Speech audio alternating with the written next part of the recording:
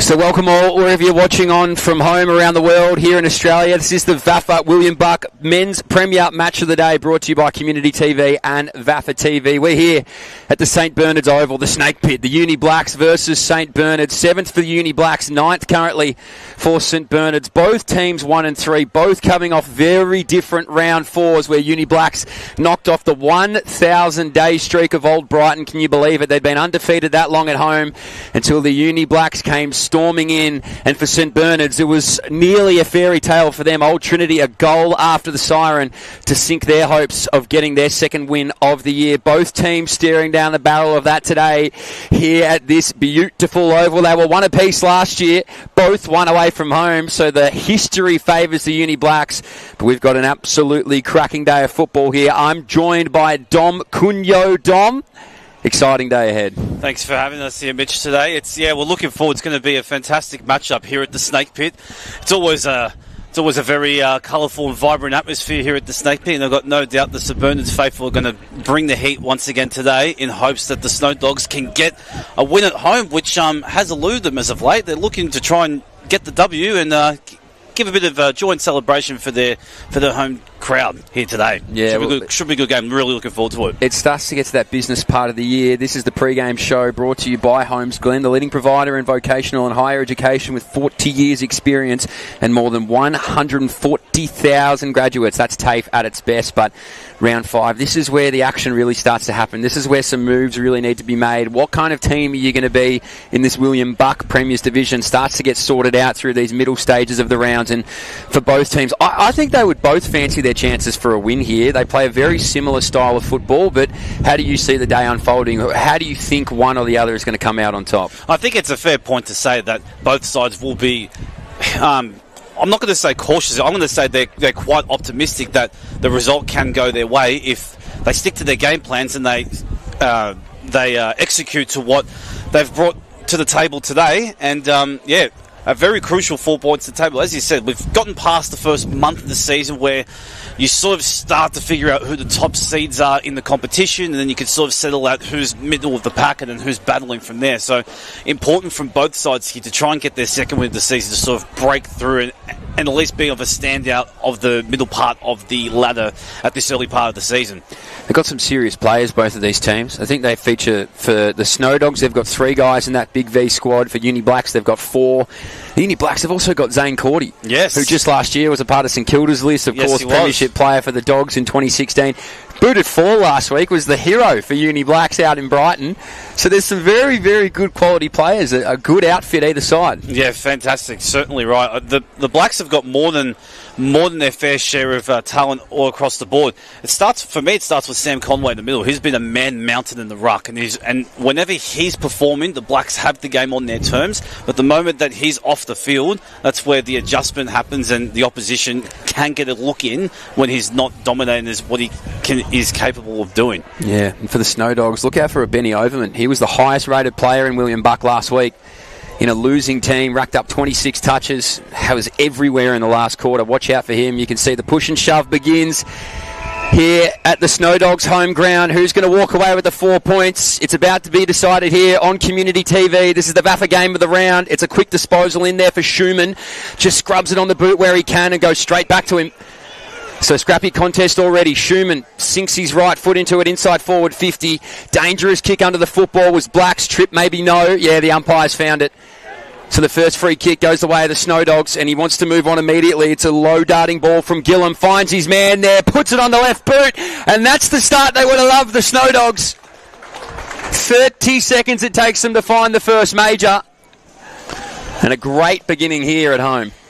Well, unfortunate there for Chalkley, who tried to take the intercept mark on the halfback line, just fumbled it, and then as a result, in the sheer desperation of trying to keep the ball into the play, he's given away that free kick for the Snow Dogs, and they took full advantage of that. It was a very good finish, and the Snow Dogs have gotten the first goal on the Moonee Ponds Club's scoreboard as they now lead by that one straight kick as we go back into the middle.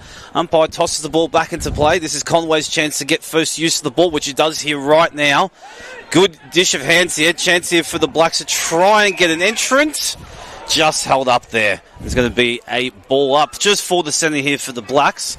as they try and get themselves into the game, get some ball in hand, and perhaps at this point in time, you're sort of playing a little bit of, it's a feeling out process to see who, first of all, can get first use and then control the tempo once that takes place, as the Snow Dogs bring out of their half-back line. Oh, that's a very dubious mark paid. I think the umpire may have paid it a little bit too early, but the Snow Dogs will continue as they go. Kicks towards the half-forward line, mopped up here by the Blacks. The run and carry here of Chalkley again. Tries to get the handball received, but the handball has missed his target. Opens the door here for the Snow Dogs. Chance here now to go inside 50, and a great hit-up pass there is taken. Is he within range, though, Mitch? He's probably looking to go. He's been called to go now by the ump, so he's forced to go on the 50. Puts it on the boot. Top of the square. One out is Mackling, and he'll take the receiving mark, and off he goes again. So Mackling, he took 6 contested marks in the last quarter last week, all of them intercepts. Can you believe that? He was praised by the other team, it was told from his teammates. They said, well done, mate. What an unbelievable last quarter you had, and you could see that will be something the Snow Dogs would have paid a bit of attention to. He's very good aerial as the ball moves to the outer wing for them now. They're about 80 metres out from goal. Puts the hands up and wheels and deals immediately. Pain of 50 now between two. Couldn't quite win it. Goes to ground level. They were clean, the Blacks, but wrapped up immediately in a tackle. High pressure, high contest game here. There was a chance there from Conway to try and kick it towards Cordy's direction. It was probably, well, in the end, he was actually double teamed as he tried to take that mark, and the Blacks now have a chance here as they go inside. The ball just eludes there. Would be hit of Liam O'Neill. Kick is now reprieved here by the Snow Dogs as they hit towards the far wing. Good tackle there from Chalkley, and is rewarded. And the Blacks want to go quick as they do. Hit, short up pass is taken there. Chance to go inside. Tries to find a lead. Now kicks to the top of Cordy's direction. Just flying fist out the back. Chance here for the Snow Dogs to reprieve as they do. Numbers, then just a no-look kick, which might actually fortune phase the Brave. Oh, great smother there once again from Chalkley, who's been prominent early as Mackley's pushed out of play for a boundary throw on the far wing. It's been Marcus Holland out of the back line, number 6 on his back. He's somewhat of their quarterback at the moment. Every time that ball goes in defensive 50, he sinks his boot into it and just clears ground. So the dump kick nearly worked. Ball on the grandstand side wing. Good throw in from the umpire here. Ruckman do battle. That'll be a great contest all day long. Blacks come out with it, put his head over the football and just lost it in the scramble. Swivel kick. 30 metres into it now. It'll count if they can hold it before go up. Nobody can come down with it. Crummers at the ready. Here go the Snow Dogs once more. Slaps it on the boot again. A dump kick onto the paint of their 50. Punched over the top there by Huggard. Couldn't quite win it out cleanly. Now Blacks launch their own assault again here on the grandstand side. And how was that? Head over the football there from Papanopoulos. So he's going to try and find a contest, a one-on-one if he can. And instead, he'll just send it to the pack, so they'll all fly. Cordy! Couldn't quite bring it down. He found it, though, the umpire.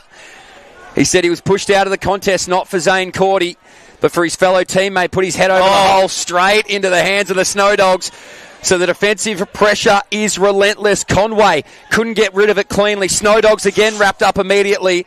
I get the sense we're going to see this all day long. This is going to be an absolute dogfight. Well, unfortunately for Grocott, he got the free kick, but kicked it straight into the man at the mark, which disallowed the chance for the Blacks to get a penetrating forward 50 entrant as the Snow Dogs win the clearance and go on towards broadcast wing here.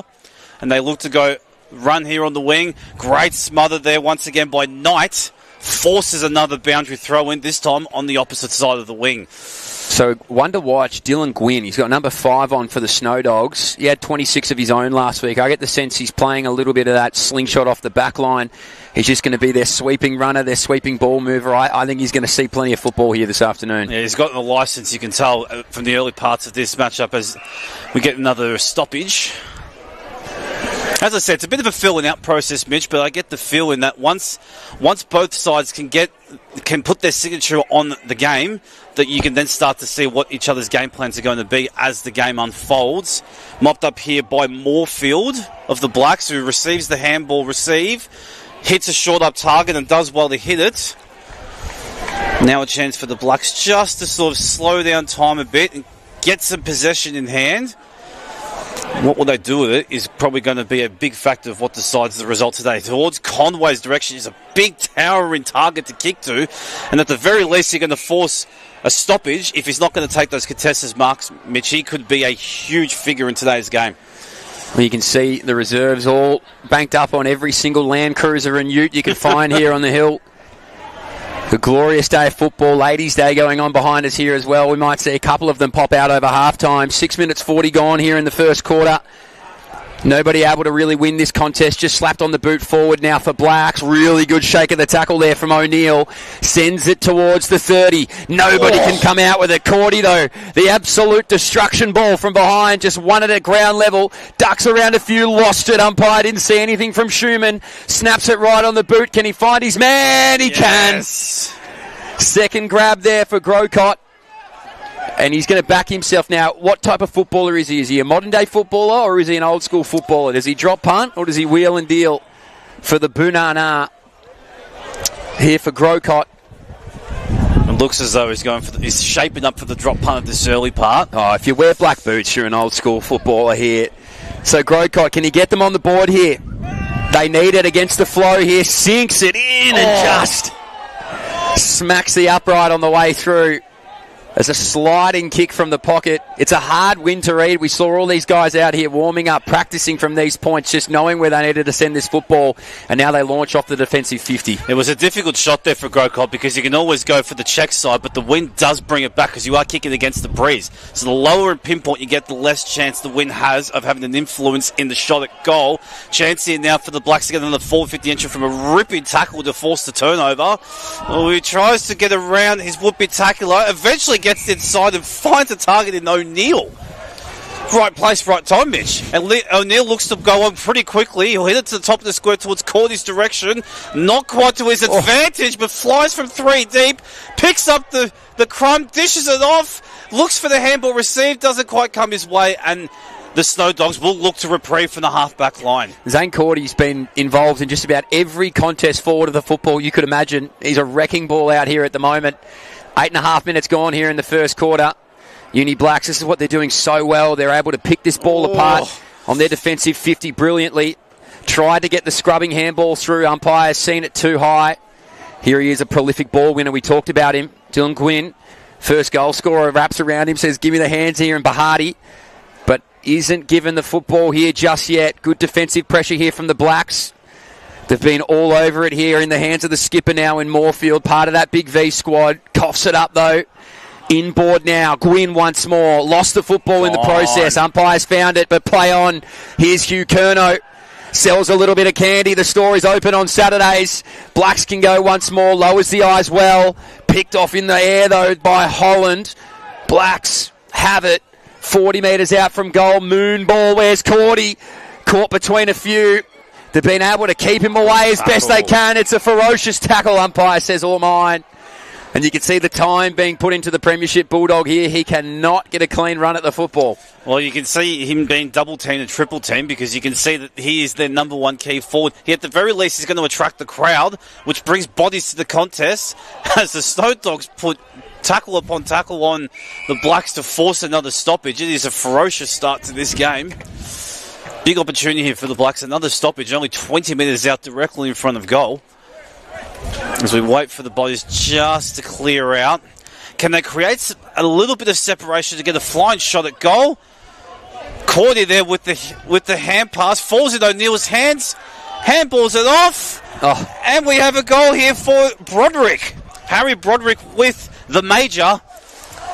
And the visitors are on the board. On the Moonee Ponds Club's first quarter scoreboard of 1-1-7 to the Snow Dogs, one straight goal.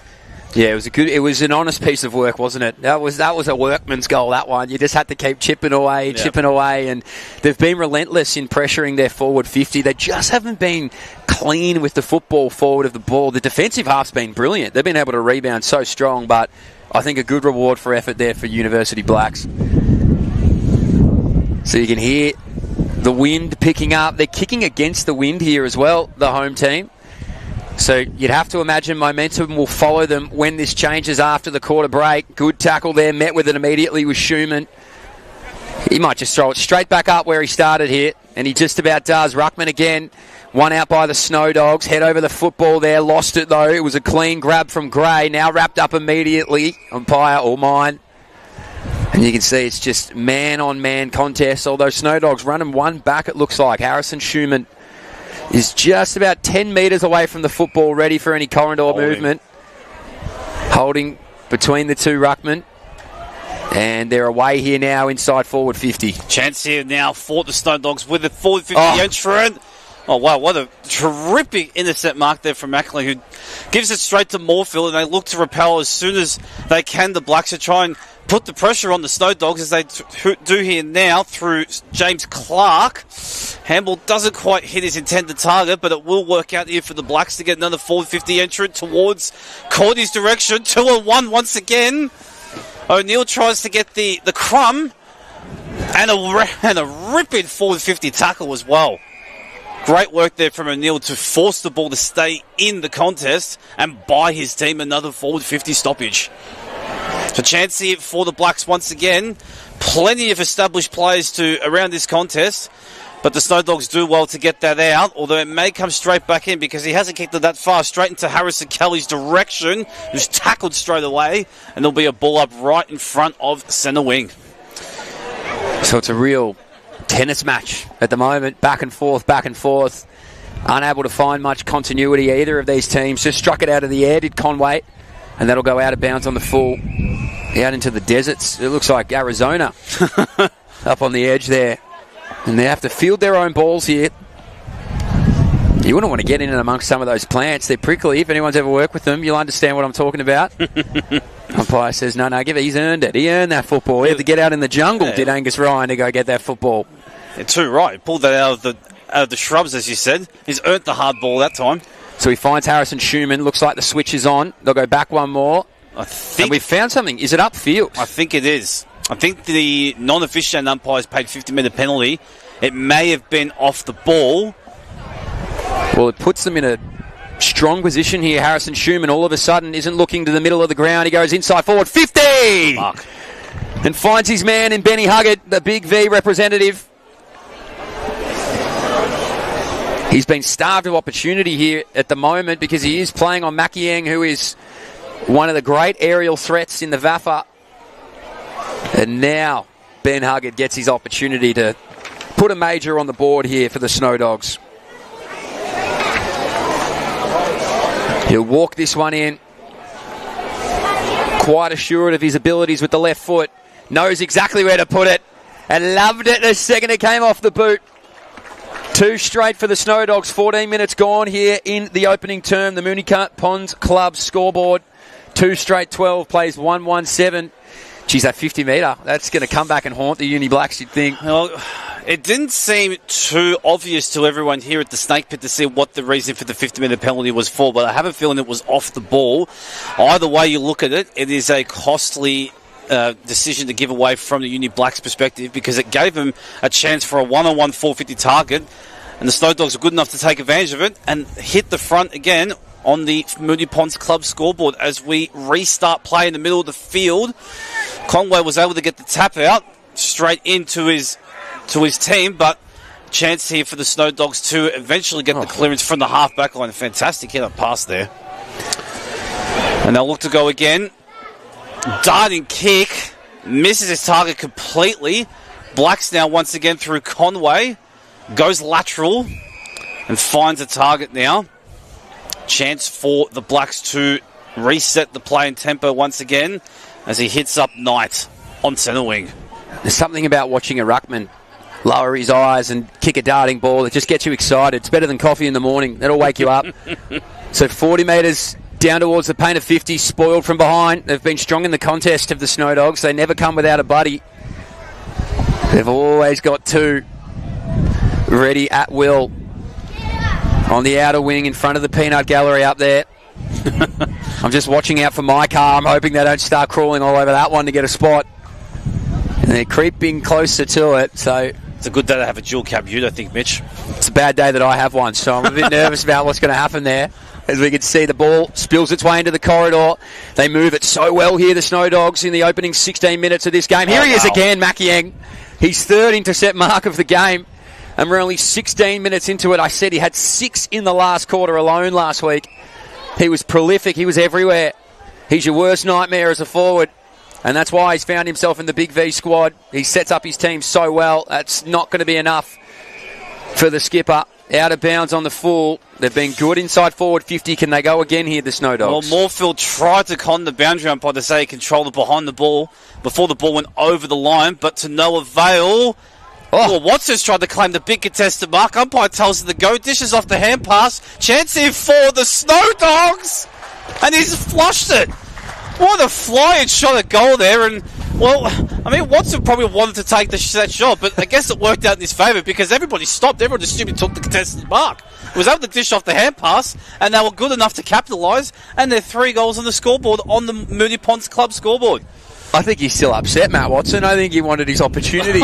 He's asking. A big key forward loves the chance. Can we review it? Can we go one more time, boys? We've got to put that on the third umpire, surely. So he has to be happy with that. Fortune favours the brave. Just slung it on the boot with a prayer.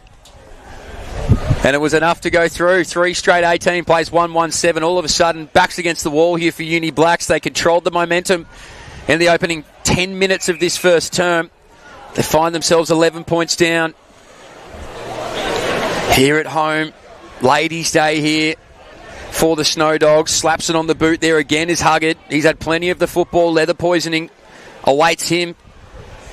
Ball there to be won. Head over at the Snow Dogs. Good contest. Clean contest. Shannon first to it. Ball not going anywhere. Umpire will throw that one up. And they're not shying away from it, are they? Everybody's putting their head over it, wants to win it. No passengers here at the moment. Ball up once more, creeping towards the Snow Dogs forward 50 again.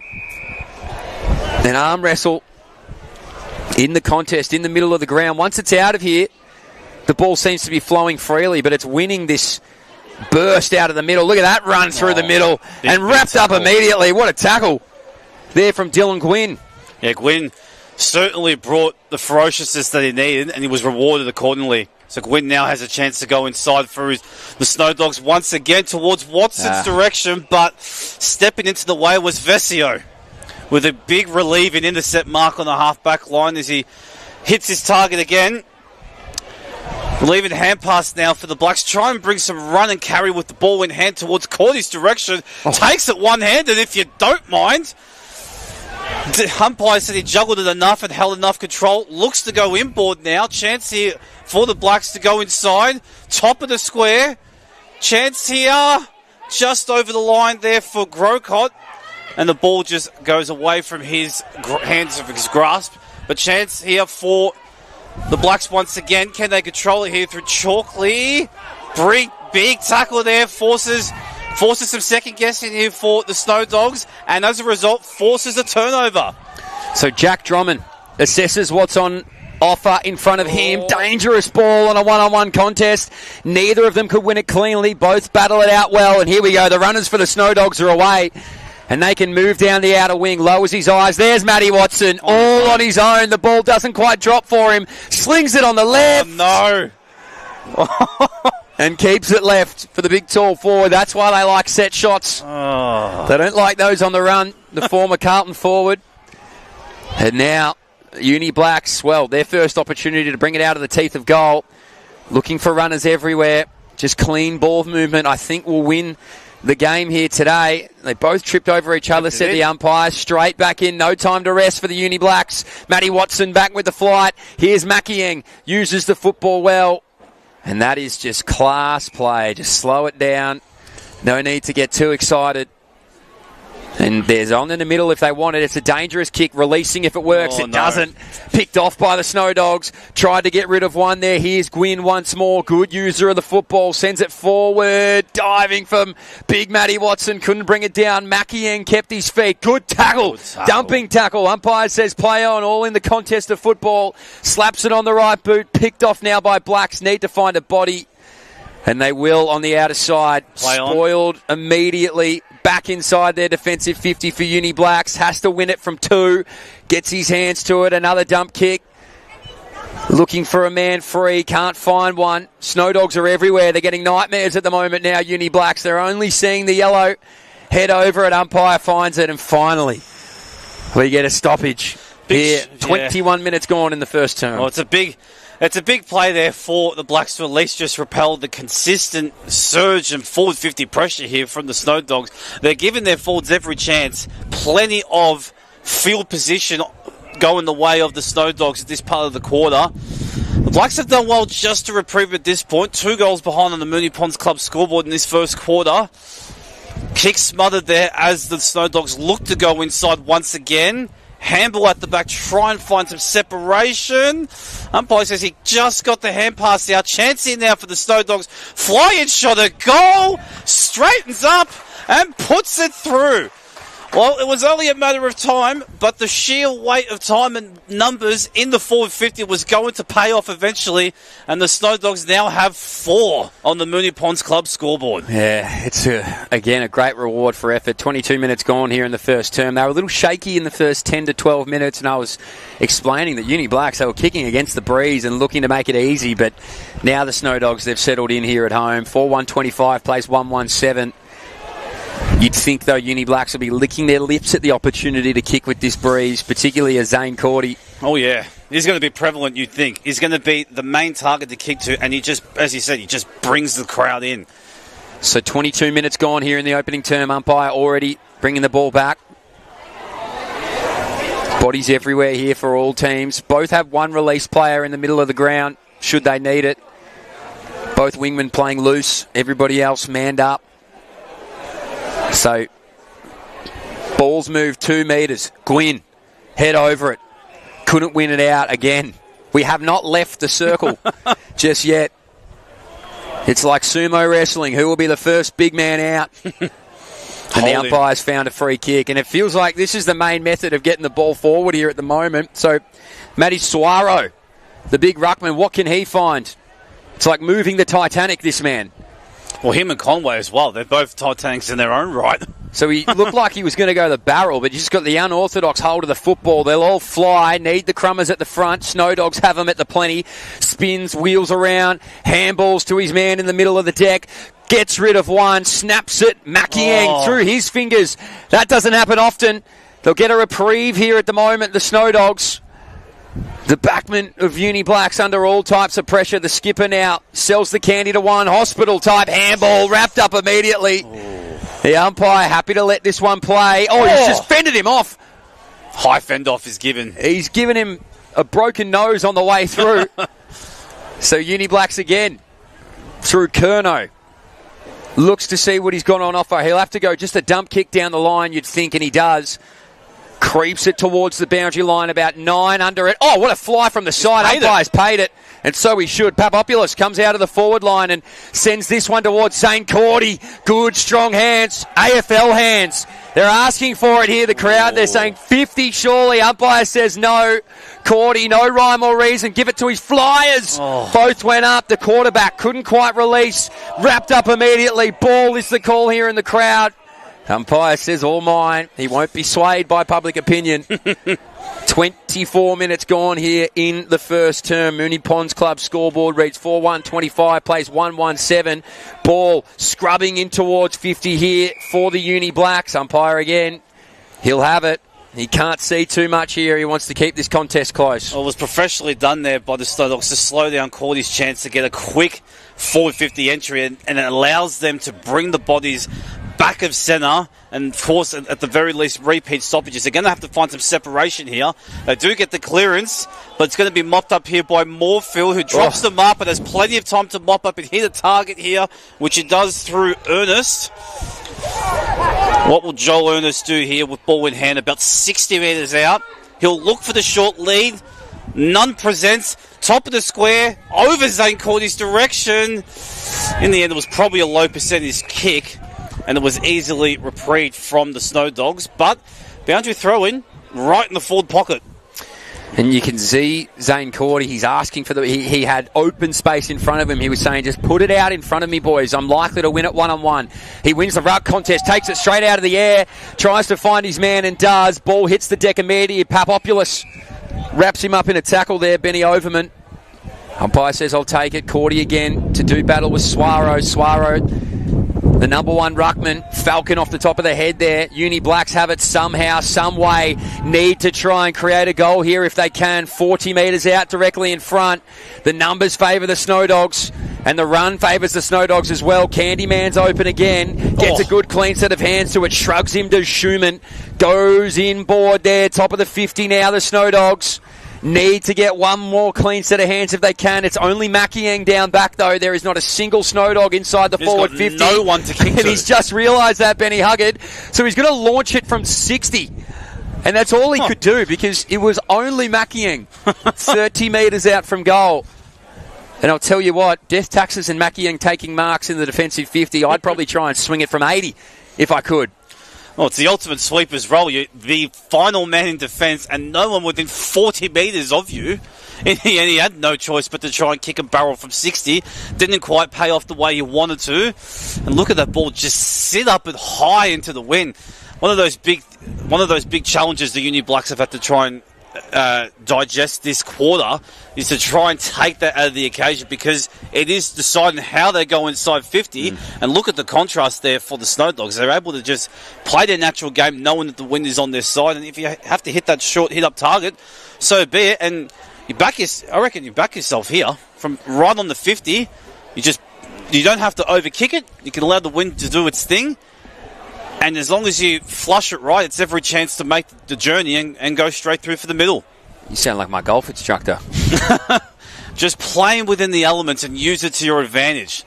As he looks to try you right now, just gave it a little bit of a hook, but made the distance comfortably, but just gave it a bit too much hook as it goes right of the goals. Yeah, he was easy on the paint of 50, wasn't he? So 28 minutes gone here in the first term. The Moonee Ponds Club scoreboard, 4-2-26, plays 1-1-7.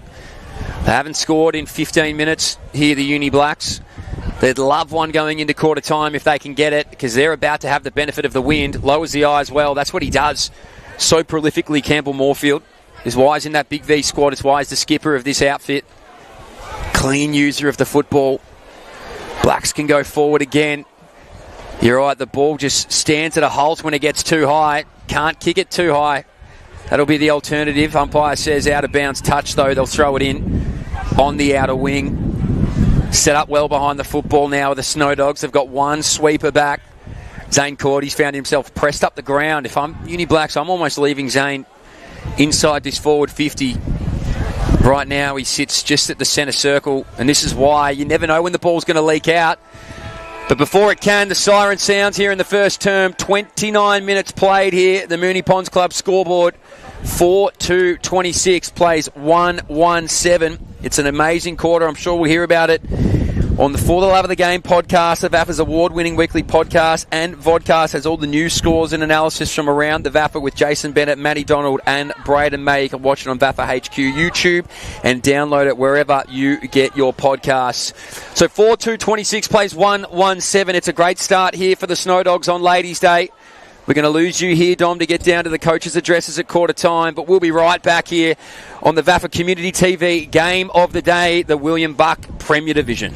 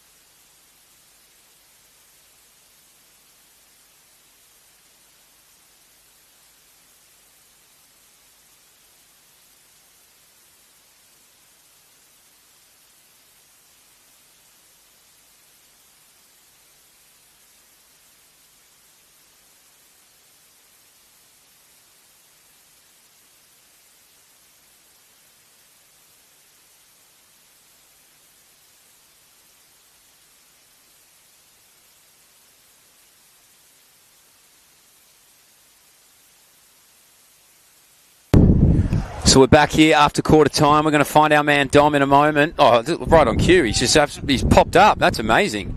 I'm also going to find $1 million. Bugger. Well, that one didn't quite pop up on cue, but we'll take you, Dom. You're better than $1 million. You were down there in the Uni Blacks huddle. What was the conversation like?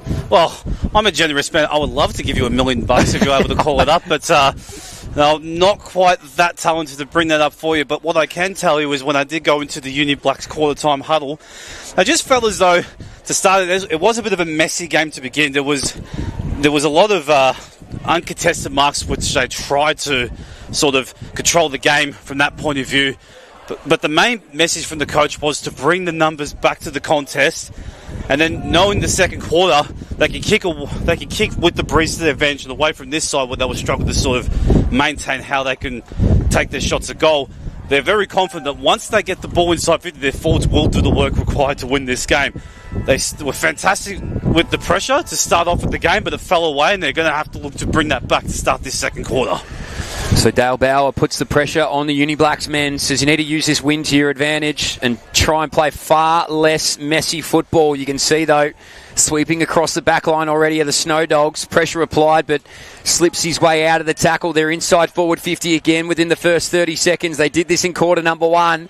But Uni Blacks a little bit cleaner here in quarter number 2. Kicks it straight into the man on the mark, though. He's trying to find Matty Watson out the back. Nearly some tricks with one hand. Gets his hands to it, finds his man, snaps it around and around and around the face of goal. So, geez, that would have set him alight here in the first 40 seconds. They're kicking towards the grandstand now. Everybody's out on the hill, except for the ladies, of course, here at Ladies' Day. They're still rocking champers out the back. So umpire to throw it in. It's Matt Watson doing the work here for the Snow Dogs. Can't quite win it out over the big ruckman in Conway. And he's kicked that one out. Throw it in, says the umpire. Jeez, they were fancying there. He's in absolute disbelief. Wow. Is Daniel Gillum. He would have loved an opportunity to take a set shot on goal. I thought James Clark was very fortunate because he didn't quite disguise that soccer off the ground that well. I feel as though everyone at the Snake Pit Bar and the umpires probably saw what his intent was, but they gave him the benefit of the doubt. It gives the Blacks a chance to reprieve from their defensive 50. Great tackle there from the Snow Dogs. Good work there from Knight to at least force another boundary throw in. Yeah, but just going back to the start of that quarter, I mean, Watson and Moorfield, that is a mouth-watering one-on-one matchup on the last line in the goal square. That'll give the Snow Dogs a big chance to get behind and rally behind their main man to kick a winning score today. Thrown back into play. Great tackle there once again from the Blacks, courtesy of, I think that was Conway that was amongst that one. Another stoppage coming up here. Conway again with the tap out towards Knight's direction. Doesn't quite bounce the way he wants it to. Ball picked up by Ernest. Great tackle there from Quinn. And forces him back inside his forward 50 for another stoppage. I thought there might be something there, but the umpire happy to play this one out, which we love. So, again, the ball remained inside the Snow Dogs forward 50. It's quickly kicked out, squeezed out of their forward half, and it might just come straight back. So they're using this ball so cleanly. They got numbers at the ready. Danced around 1 or 2 there, did Ludicia, and gets it back again. That's not going to be 15 metres. 40 metres up, 10 metres ahead. Everybody underneath the football. Head over it again. Oh, that's a smart play from Daniel Gwynn. He knew that he had the big ruckman ahead of him and said, I am going to burrow my way through this football. Goes across the field here. Good runner in Schumann, who was active in the first quarter, out in front there of the skipper and Hughes. Wanted to get him off. He said, play on, the umpire. Sends it long. Matty Watson underneath the football. Got pushed out of it. Makiang from the back. Couldn't bring it down. They've now got Crummers at the ready. He kicked the first of the first quarter. Can't quite win it. Makiang with the tackle. Hands out. Squeezed. Lone there on the forward 40. Sweeping across the face of goal. Umpires found something. And it's going to go the way of the skipper for Uni Blacks in Campbell Moorfield. Ooh, they can breathe. They were under all types of pressure there, the Uni Blacks. It looks as though Haggard just hugged on a little bit too much on Moorfield, and the umpire wasn't going to let him get away with it. Big reprieving free kick for the Blacks, right on the last line of defence here for Moorfield. Looks to assess his options, wants to go towards Mackliang's direction. Why wouldn't he? Oh, chopping the arms paid. I feel as though the mark was probably there, though, for Makiang. He's just playing with the utmost confidence at the moment. He's flying at everything. He's got full license to play his natural game, and you're getting the best out of him right now, I believe. Yeah, he's explosive off that defensive 50. Chance here now for Clark. Dishes off the hand pass towards his teammate in Driscoll, who goes inside 50 towards Grocot's direction. It looks as though Quinn here for the Snow Dogs just does enough and pays the mark there for DeLuccio. And now the Snow Dogs will look to hit it back. Now they're going to have to wrestle with the thought that they can't really just put the ball at the top of at the highest point, because it's not going to travel as much as it did in the first quarter. And now Knight here for the Blacks hits towards Grocot's direction, drops the mark, does well to pick up the ball again, dishes off the hand pass, but the flying kick there from Cassidy is reprieved from the Snow Dogs. Just playing with a bit of fire here, but now they've opened up the corridor, and now a chance to have a big shot inside. Just pulls the kick before he looks to go long, and now the chance is in. Does it? Chance to bounce in his direction. Evades a whoopee tackler, straightens up. And is off target. Well, that would have really gotten the snake pit off its stance if he put that one through. Saganachia, opportunity goes wanting for him. He seems like a fan favourite. Everybody was willing that ball through the big sticks. Got the moves like Jagger as well. Certainly does. He's got the good quick step, the 1-2.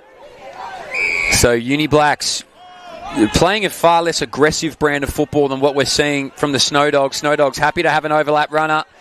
Happy to use the ball through the middle of the ground. They get a little bit of influence. I feel like I tempted him there. I might have jinxed him. He gets spun around in the tackle. Umpire said got a boot to it. Now he's going to find the ball back in his own hands. So yet another contest in the middle of the ground. Good tap out there. Uni Blacks win it down. They send it forward for just the second time in this quarter. He's trying to win the football there as Grocott, but had to contend against a strong Conlon.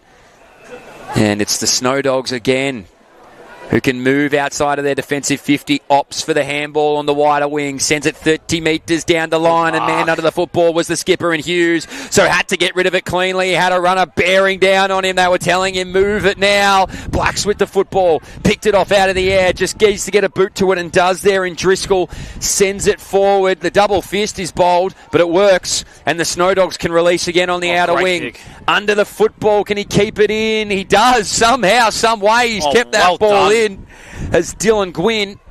Gwynn finds his quarterback there in Holland in the middle of the ground. Again, the Snow Dogs find themselves in familiar territory. Laid him out maybe when he didn't have the ball. Holland again. Blacks over the football. Now find their runners in the middle. This is what they need a piece of here through Chalkley. Takes a rare bounce in this contest. Man just goes and gets after it. One more handball then to Gray. Goes long looking for Cordy. He'll beat them all. Cordy under it. Has to beat two. Handballs to Curnow. Snaps and goals. Boy, did they need that one against the flow. 4-3-27 now plays 2-1-13. They're climbing. It had been nearly 30 minutes of football since their last goal. The Nelson Alexander scoreboard, 4-3-27, 2-1-13, University Blacks. Well, I'm not sure if Max Gray was going to have a pot shot at goal, trying to use the wind to his advantage. All he was trying to hit the target of Cordy, but Cordy got a very fortunate bounce. It just hit the top of the Sharon, and it just bounced enough for Cordy to get his body to the drop zone, get the hand pass out, get the two tackles on him, which opened up the shot there for Curnow to snap a very important goal for the Blacks as they get within 2 goals of the Nelson Alexander scoreboard to start this second term.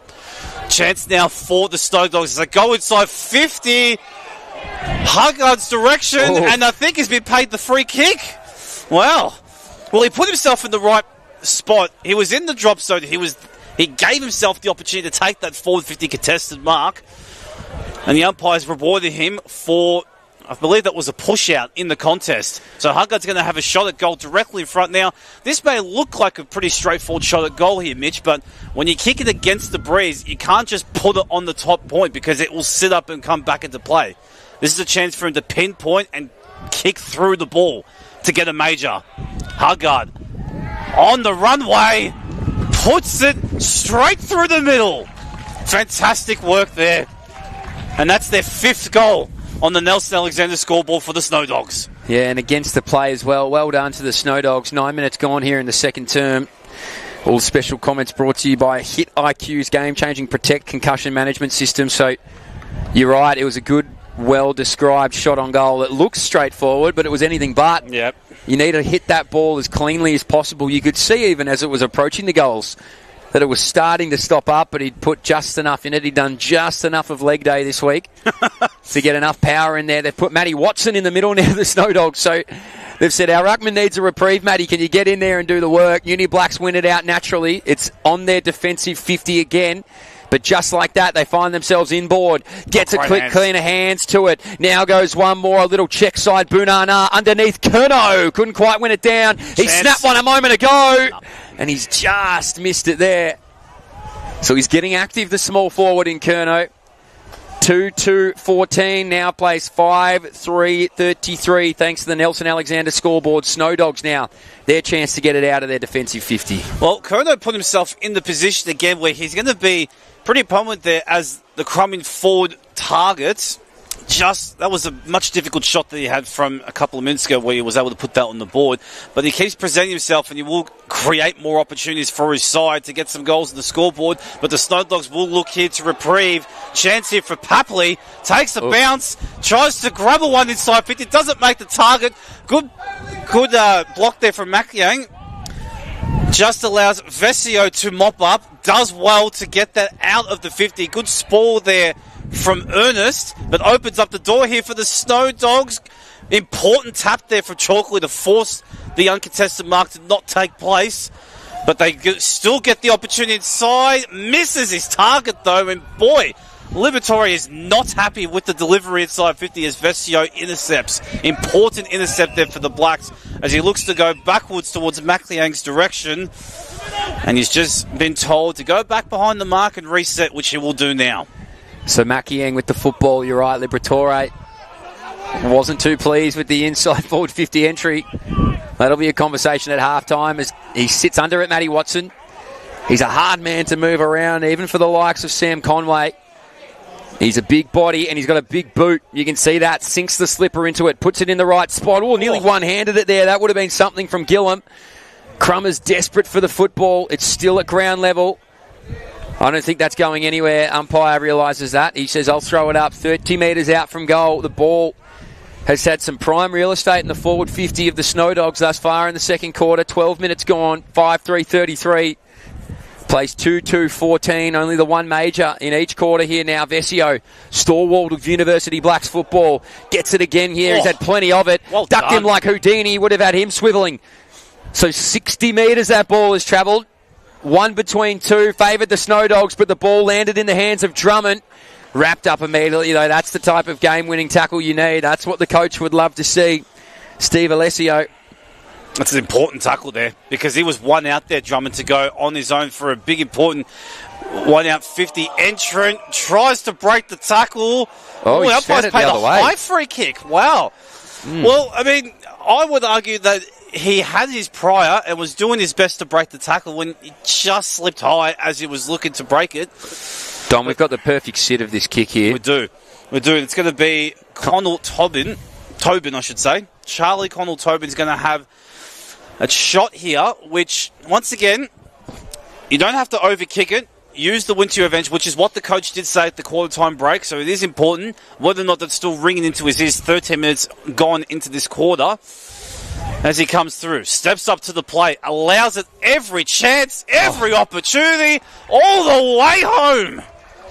Big goal there from Charlie Connell Tobin as the Blacks get their third goal on the Nelson Alexander scoreboard in this second term. Well, what a roost from him. He looked confident too, didn't he? He was never in doubt that he was going to launch at the goals. And when you've got the wind like this, you'd actually back yourself in to probably kick it 70 metres. So flush that one.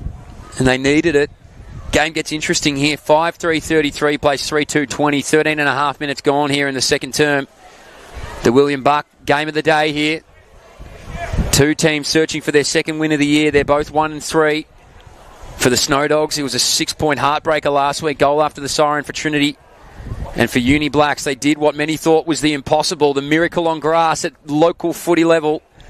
Knocked off last year's premiers who were chasing 1,000 straight days of winning at home, but couldn't get it done past Uni Blacks. They're inside forward 50 again. Had their big tall forward underneath the football, but spoiled beautifully from behind from the Snow Dogs. Scrappy football now. Oh. Drummond! Have a look at that for the big man.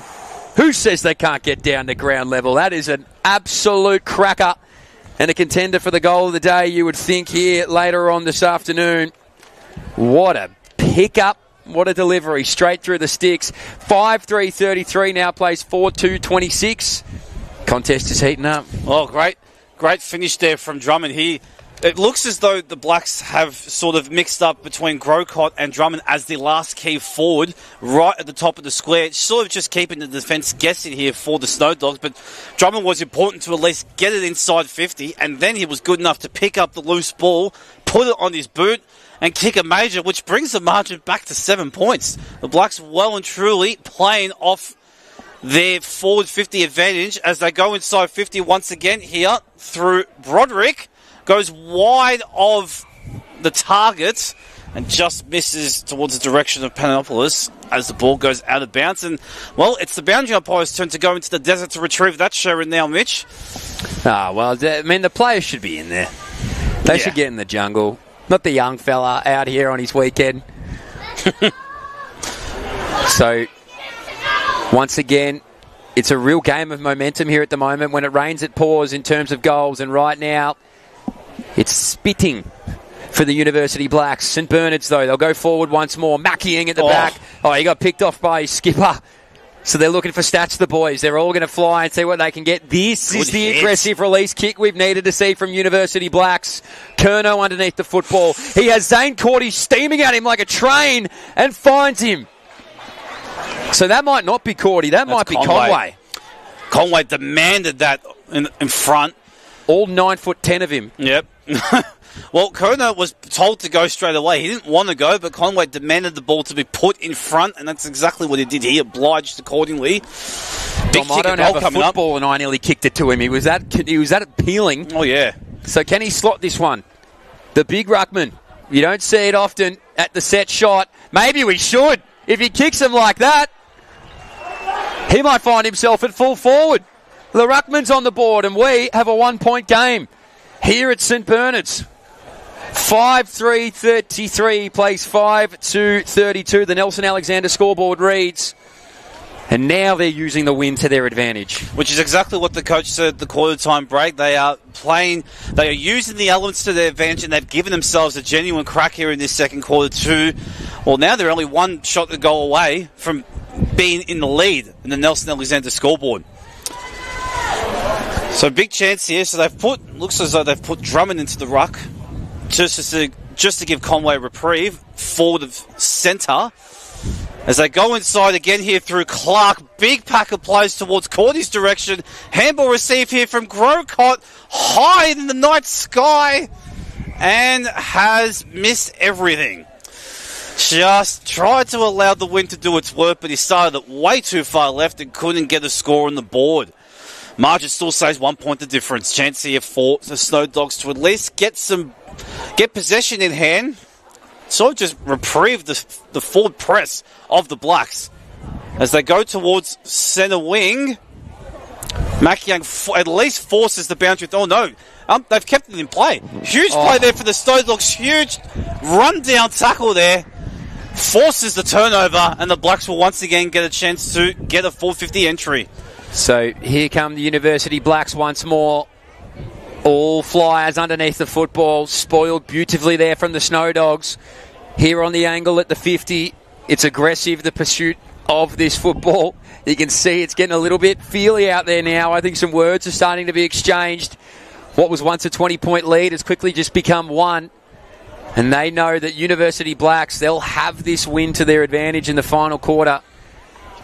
So after halftime, you can imagine an aggressive version of the Snow Dogs will come out here. They'll have to put a muzzle on them, University Blacks. They'll be that angry.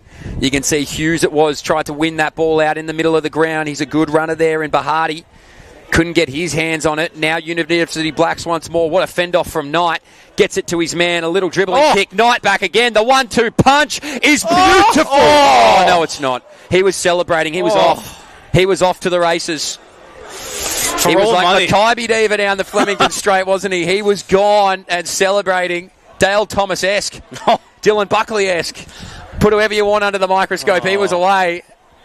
And now we are level here in the second quarter. 19 minutes gone. Nelson Alexander scoreboard 5-3-33 apiece here at the home of the Snow Dogs. Oh, for all money, and Knight thought that was home. You flushed it well, but unfortunately the wind just had a late save, which forced it. He's important there with a huge spoil, which gives the chance here for Drummond. Hits a short pass to Gray, not 15, called to go. Hand pass received here for Connell. Tobin is off target, but it is another 450 stoppage, which I think is probably a better result for the Blacks. Allows them to get forward weight of numbers. But the key thing for them is, can they find the separation, Mitch, to get another flying shot of goal, which will put them in front no matter how major or minor the result is. So what can they do here at the contest? They need their crummers moving. They need the likes of a Curnow operating around the front of this pack. They've found it hard to get it out of here thus far. Ruckman do battle off the top of the head there of Bahati. Ball at ground level there to be won. It's in the hands of University Blacks. Umpire says all mine. So they're creeping forward slowly but surely, creeping closer to goal. Watch for a flyer at the front of this group. Zane Cordy doing battle there in the ruck. Wins it out, gets it to his man, picks it up with one hand, tackled immediately, dumped at that. Umpire again says it's a high tackle. So he's won a few of those, Dylan Gwynn, hasn't he? He puts his head over it, head in the hole, as they say. And this is where they need to be clean. They can dump kick once they get past the 50.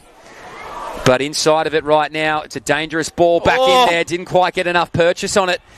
Puts his man under all types of pressure and just gets it in the breadbasket there, does Fergus McNichol. That was a great escape. And the umpire's paid 50 metres. He's just gone over the protected zone by the looks of it. So while we do that, let's take you around the grounds for Tobin Brothers Funerals. Caulfield Grammar 17, place St Kevin's 31. Old Brighton in front of Old Scotch by 3 points. University Blues out by 10 points over Old Zaverians. That's a big coup right now. And Trinity 13 points up on Old Haileybury. So all games are close here, given this one's even. That's brought to you by Tobin Brothers around the ground here for William Buck. Yeah, huge. Umpire said there was a holding free, which would go towards Chalkley's direction. Yeah. Chance. It's a hospital hand pass. And once again, very fortunate the tackle slipped high as Harrison Kelly receives the free kick, much to the chagrin of the Snake Pit's faithful. And there's 50 metres just to top it off. I think there was a little bit of words exchange, which were not in favour of the umpires, and they did not take it kindly. I think Matt Watson's still asking where his free kick was from the first quarter. He's exchanged some unpleasantries there. Yeah, you can understand his frustration, but also the moment that you use some colourful language, which I'm not saying was exactly used, but some demonstrably doesn't really go too far with the umpire for eternity, and the Blacks will get a shot at goal by the looks of it. At the very least, a 450 stoppage. Great break of tackle. Goes in, finds Curnow on his own. What a fantastic play there from the Blues. It looks as though that was Connell Tobin once again. Fantastic work. The crumb, the break of tackle, and then the poise to hit your teammate all on his own directly in front. Jeez, how did he find him there? I mean, he's kicked that at 90-degree angle. Well, he's had fantastic peripheral vision to be able to not only assess and find a target, but to execute as well under that pressure. And now Curnow, a chance to put his side in front for the first time since the start of the game. Steps up to the plate, doesn't overkick it, kicks it straight through, and the Uni Blacks hit the front on the Nelson Alexander scoreboard. 6-3-39, leading the Snow Dogs 5-3-33. Here we go. This is what's going to make this last quarter so fascinating, I think. I imagine that the Snow Dogs are going to kick away in the third term, but this is an aggressive Uni Blacks team. This is a team that has run over the top of squads in rounds gone by. They've also been run over the top of before, so it's a mixed bag of what we can expect to see. Yeah, I think the story is going to be set today, Mitch. It's going to be, how big of a psychological advantage is it going to be for the Uni Blacks, knowing they came off against their fantastic come-from-behind win last week, but knowing they're going to have the breeze of their advantage to finish this game, even if they potentially do go in with a deficit as the last quarter unfolds. But we're still got a little bit of time to go. Still just under 24 minutes have passed in the second term as the Blacks lead by 1 goal. And they may be able to get another 450 stoppage if they can just surge this one forward. Plenty of bodies around the footy as we just bobbles in and out of play. Big tackle there from O'Neill. Just out there from the Snow Dogs. Gee, Hungut's done fantastic well to get rid of 2 tackles and then gets the free kick. Just ducked into the last tackle there from Chalkley. But Hungut has earned himself a free kick from a big play. Allows his side to get numbers forward of centre. He's got a couple of targets to kick to, which he will put to the top of the head now. The ball, but as you see, the ball just held up in the wing, which allowed Vesio, who was man in front, to get the drop zone and take, in the end, an uncontested mark. And Vesio so good at just standing his ground, 10 toes down on that grass there. Nothing's going to stop him. He's afraid of nobody. He's sleep paralysis demon, worries about him. Vesio. So now we've got a foot race out on the wider wing. He just moves around, finds his distance. Oh, he's ran too far. Umpire says too far. He said it's not the Olympic 100-metre final, son. You need to bounce that football. And he thought he was away, Connell Tobin, who can kick drop punts at 90 degrees. Can you believe that?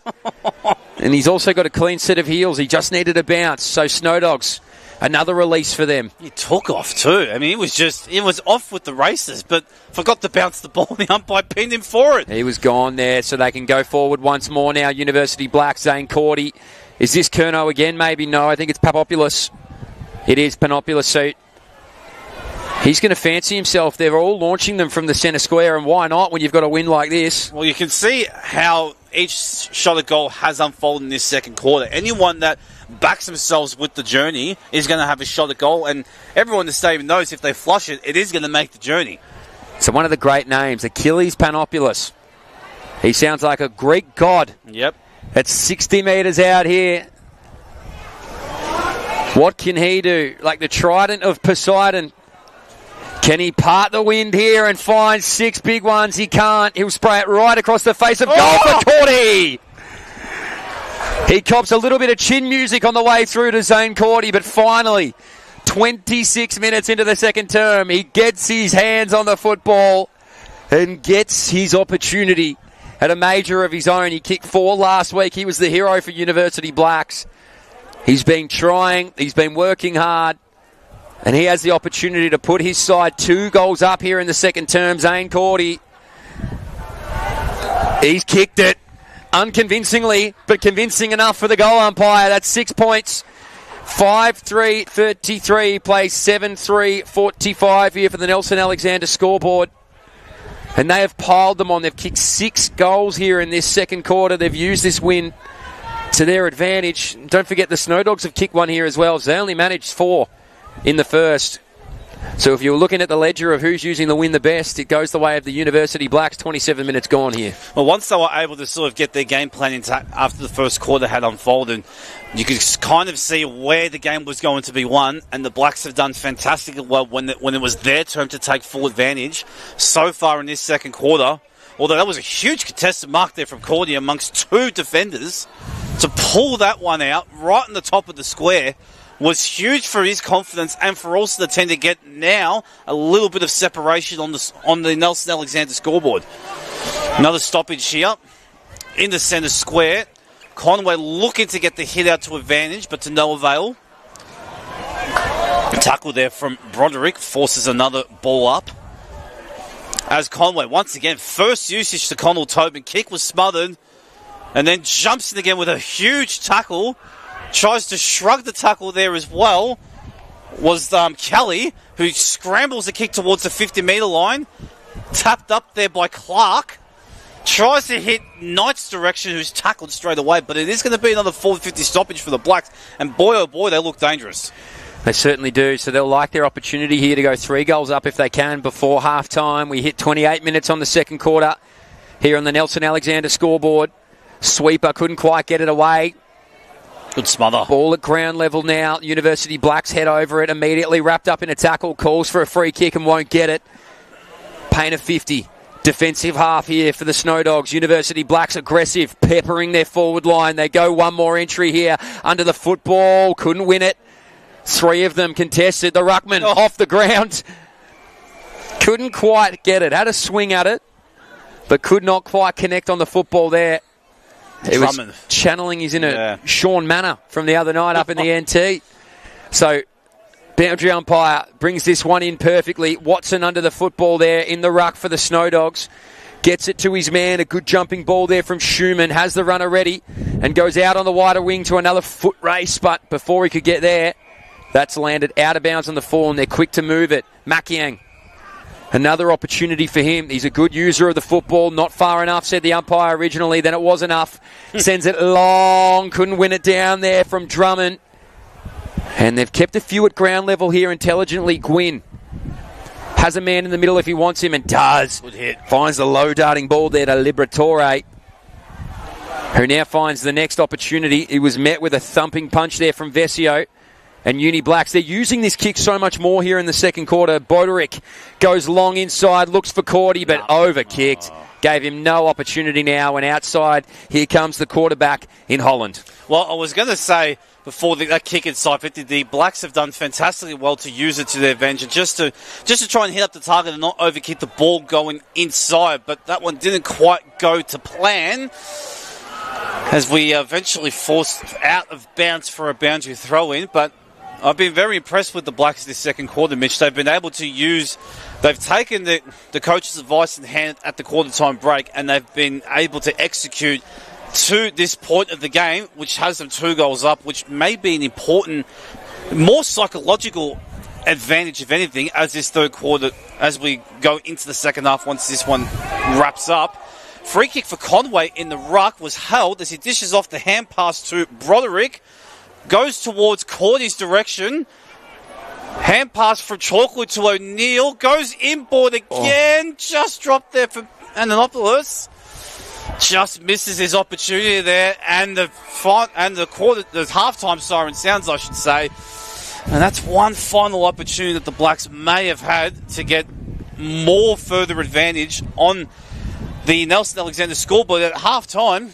The Union Blacks lead 7-3-45 to St Bernard's 5-3-33. What did you think of that first half, and in particular the second quarter, Mitch? Yeah, we'll bring you the Nelson Alexander halftime show here as well. Thinking of buying or selling, contact John McKenna or Nelson Alexander. It was a great first half of football. I mean, both teams used the win to their advantage as best they could, couldn't they? But it just felt like University Blacks, once they got the confidence to use the ball through the middle of the ground and maybe looked for that next option, they moved it so fluently. Hats off, though, to the Snow Dogs. It should be said they were relentless in the beginning stages of the second quarter against the wind, and I think they've done well to maintain this margin here. 2 goals isn't too bad when they've got the wind coming their way in the third quarter.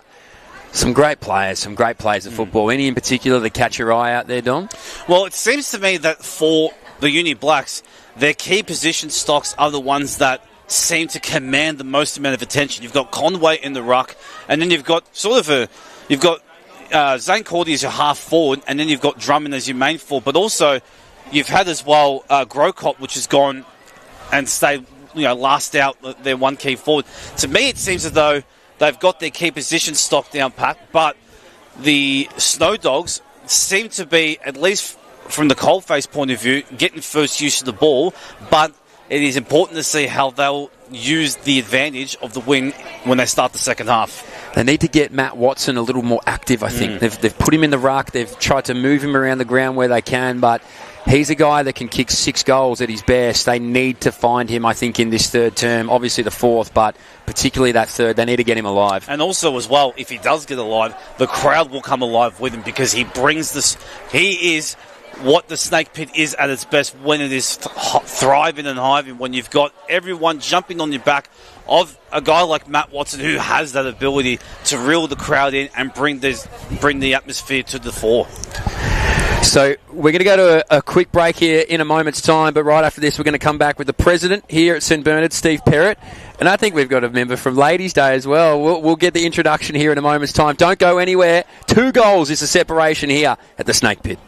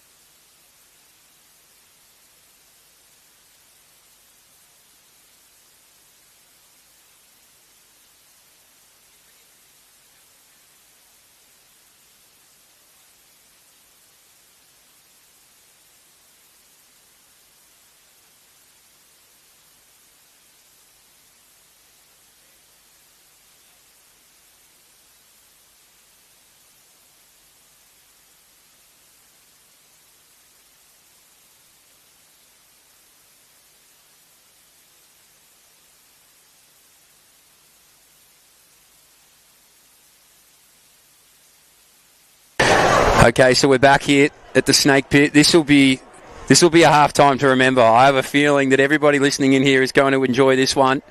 And it's been a big day here at St Bernard's. Of course, the football's been instrumental. It's 2 goals, the victors at the moment at half-time for University Blacks. But we are here with some great St Bernard's people. We're here with the president here, Steve. And we're also here... Now, I'm not sure what title to give you, Claire, so you'll have to tell me. But I did ask, we talked about it before the game. We said, let's bring out the best person we can from Ladies' Day here. And you've been picked. So thank you to you two for joining us. You could call me the First Lady. That's okay. The First Lady? Works for me. Well, you're the president, so I feel like you get to bestow upon people the different responsibilities. No, she's the one I picked. Claire's been on our committee for a few years and has just organised our inaugural ladies, what do you call it, coterie group, I suppose. Fantastic. Yeah, so you might, she can have a chat about that, I suppose. Yeah, the Bernard Circle. Bernard Circle. Yeah, so tell us all about it, Claire. So I was on the committee for 5 years, and then I thought, how can I impact women and participation in the community? So we've now got a group called the Bernard Circle. We've got 68 paid members of all women from the football club. Wow. And we had Taylor Harris as our guest speaker at the Ascot Vale Hotel about 2 months ago for our first lunch. Amazing. And so how has it been trying to get more women around the club and involved in the program and everything? I mean, I'm looking into the grandstand here as well. Yeah. You've got no shortage of them. Well, today's a Coachella theme for those out there that know Coachella, but it's called Burnchella. Yes. So we have lots of women involved in the club that absolutely love today, and lots of our other events for women. So, yeah, I think we're doing all right as a club from a female participation point of view. Doing our best. Yeah, we are. That's right. Yeah. That's right. Yeah, well, no one can see this at home, but Claire has these beautiful, bedazzled love hearts next to her eyes here as well. So what time did you all start today? We kick off at midday, but I normally come in at 11 a.m. just to test the pipes are working and the champagne's popping. Smart, okay. And then we've got a DJ arriving at 4 p.m. Okay. And then all the boys come up and, everything goes off. It's a great day for the club. Yeah, Steve, how great is it to have this as a part of the club and a part of this day? Yeah, it's always a fantastic day, one of the highlights of our year, really. So just looking at the scoreboard, hopefully we can do something about that. Yeah. Well, we'll talk footy for once. No, actually, you've got... give one shout out to 2 wonderful women of our football club who are part of the committee, Rachel Coombs and Ange Brebner, who have also done a huge effort to get us here today. So I just want to give them a shout out. Yeah, absolutely. Do you all lean on each other a lot? Is it a big sort Sometimes, probably after the DJ.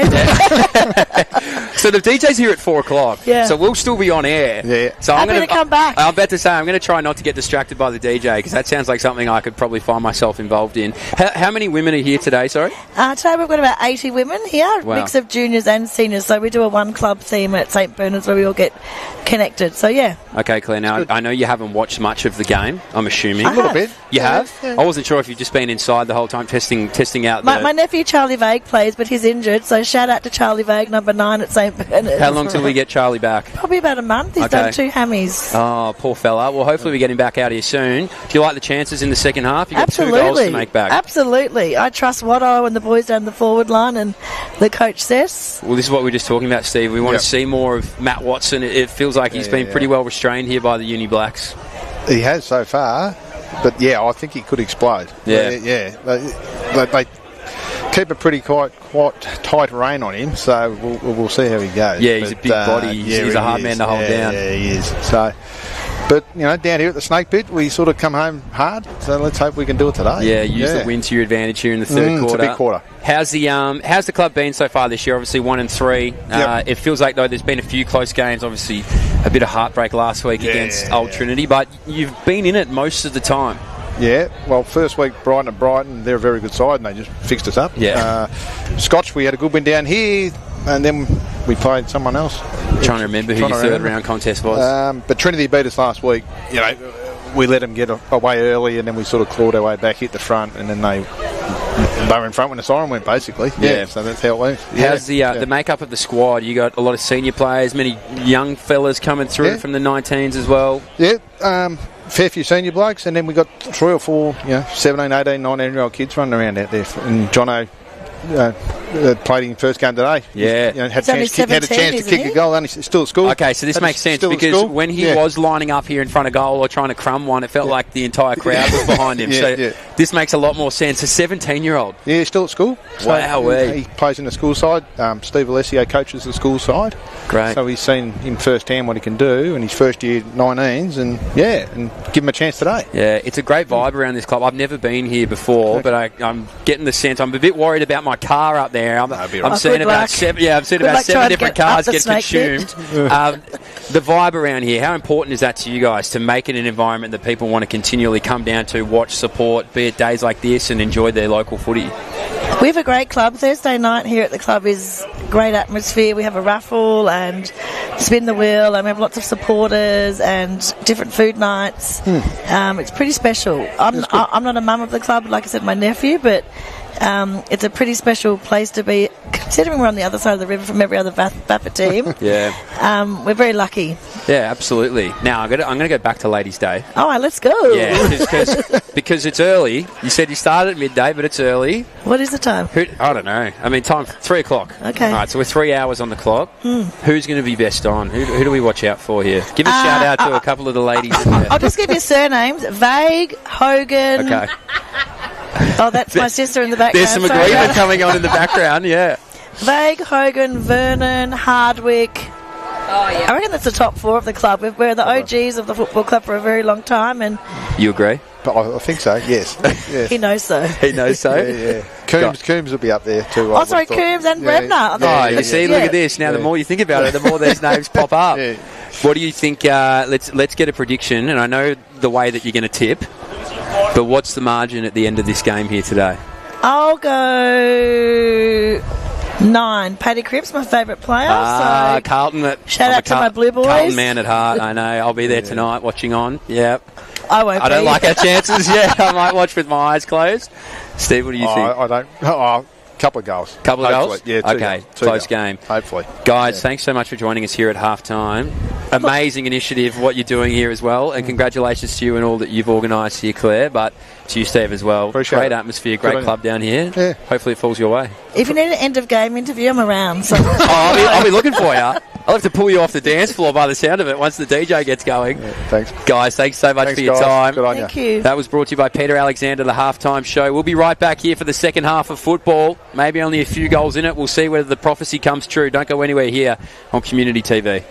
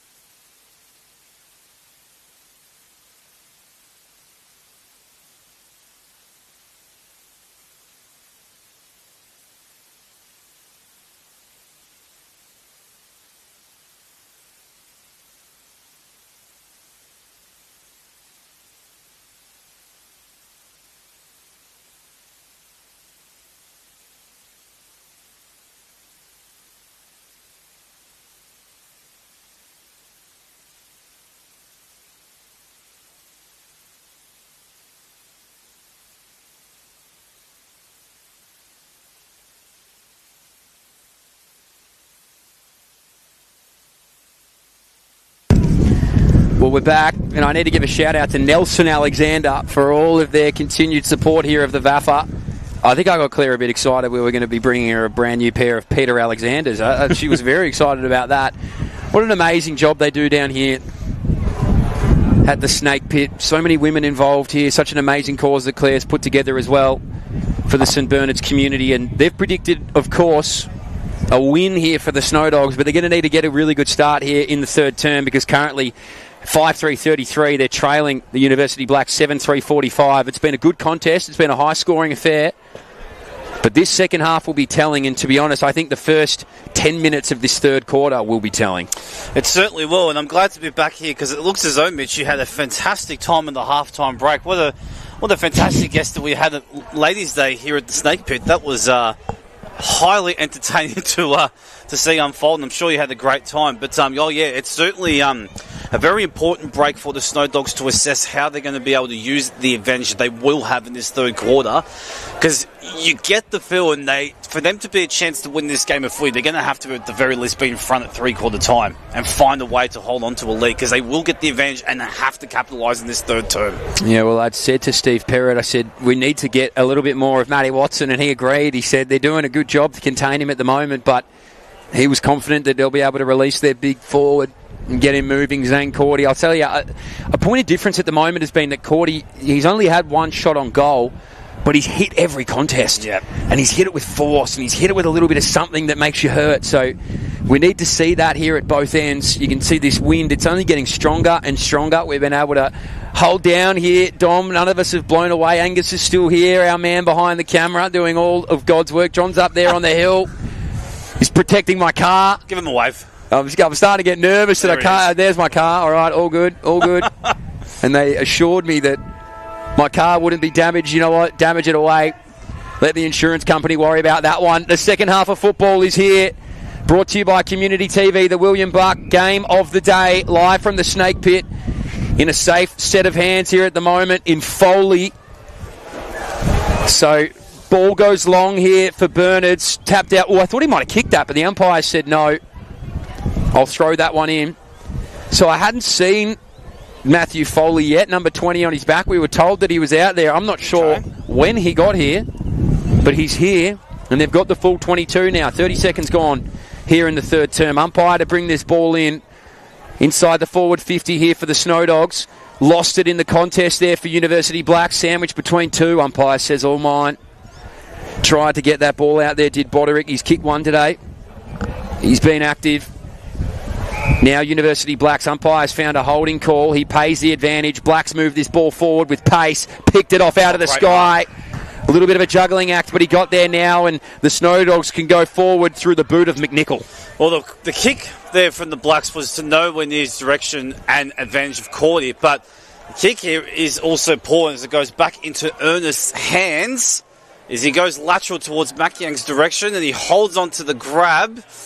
Professionally done there from the Snow Dogs, of courtesy of Overman, to at least force him to go back and take his kick, which he does now.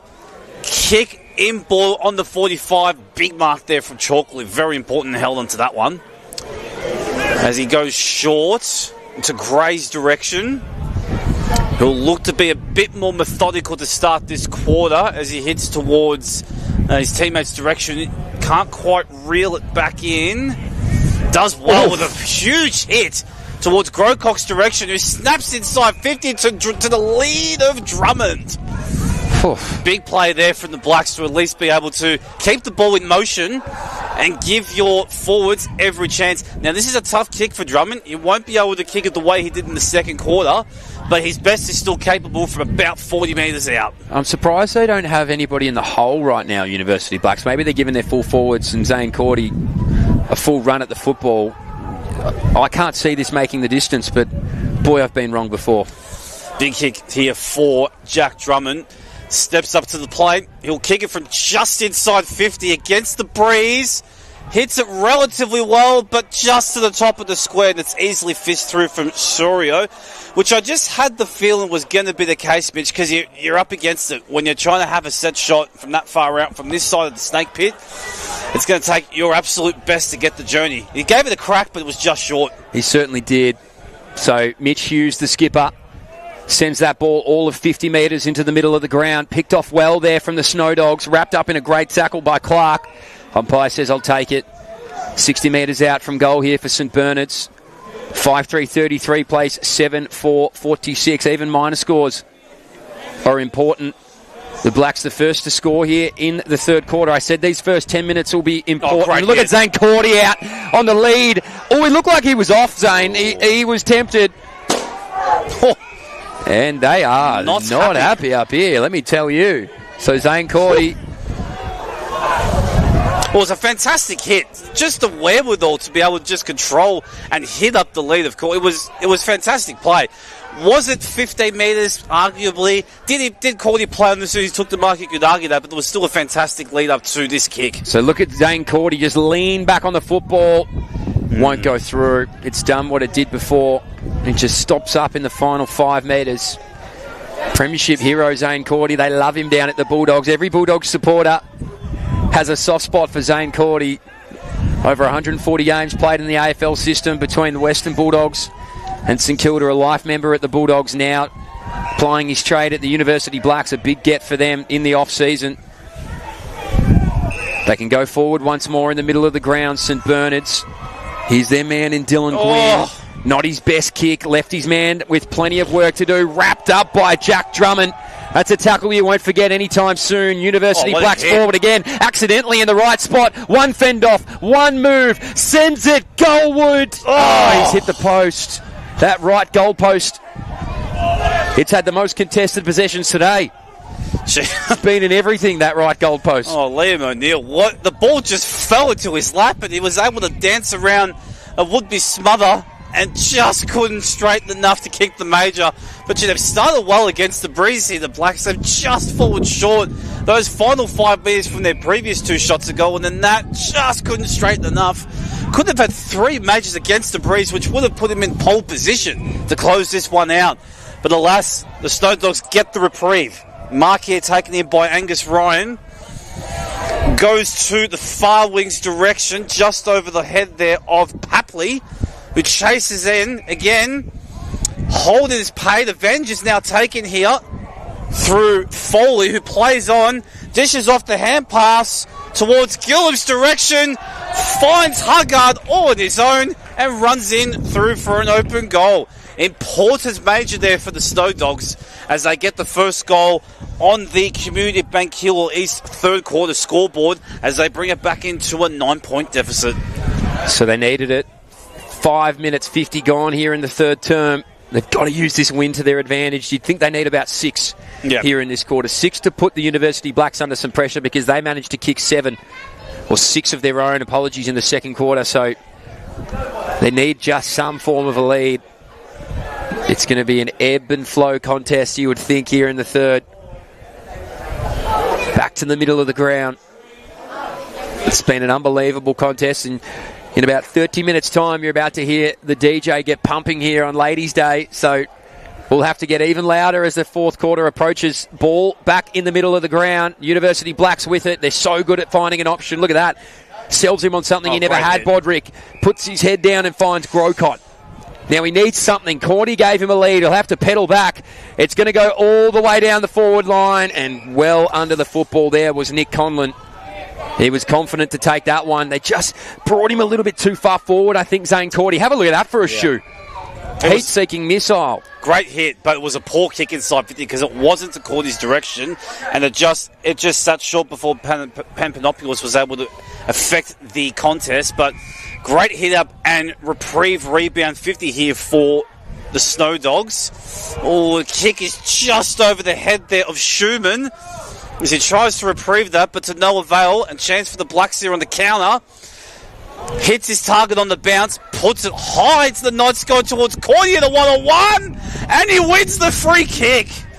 Holding, which was probably bound to happen when you put it to the top of Cordy's head. He is just the man mountain here in the William Buck Premier competition as he unselfishly goes to his teammate who plays on straight away and kicks the goal. Big major there for the Blacks. Unselfish there from Cordy. Everyone in the stands thought it was just going to take the set shot, but he probably knew against the breeze, it was going to be tough for him to kick that with full penetration. Yeah, it's selfless. Very self. And you know what? You'd love to see more of it because full forwards aren't taught to be selfless when they're coming through the ranks, Mitch. No. They are the most selfish footballers on the ground, aren't they? And sometimes deservedly so. You've got to back in your full forward to kick some majors, but just able to find the man in the better spot there, Zane Cordy. 8 minutes gone here, 6-3-39, plays 8-6-54. Dom, what are we looking at around the grounds thanks to Tobin Brothers? So around the grounds, Old Zabs hold a slender 6-point lead against the Uni Blues at Melbourne Uni Oval. That looks as though that's going to go down to the wire as last week's game did at Melbourne Uni Oval. Across the Canberra Sports Ground, Old Brighton actually lead by 16 points over Old Scotch. And St Kevin's had a very handy 33-point lead over Caulfield Grammarians. And also Old Trinity hold a 20-point lead over Old Haileybury at Miles Plainfields. Okay, so a couple of these games starting to find a little bit of distance between the two. Here he is now, the runner in Bahati. Got hands to it, but put his teammate under all types of pressure. Two of them on them now for the Snow Dogs. Umpire says, I'll throw that in. Umpiring crew doing a good job here this afternoon. They do an incredible amount of work here, these local umpires, all, I'm sure, with some form of an ambition to get even higher. So big shout out to all of our umpires giving up their weekends here for local football. VAFA, one of the great local football leagues in the country. And again, the umpire says, I'll take it for a contest now inside of the forward 50 for St Bernard's. And like I said, they need a couple of majors. They still trail here, and they're going to go against the wind in the final quarter. University Blacks pick up on the leak of the football there quickly. Need to get a release if they can. They're under all types of pressure. Umpires found a free kick.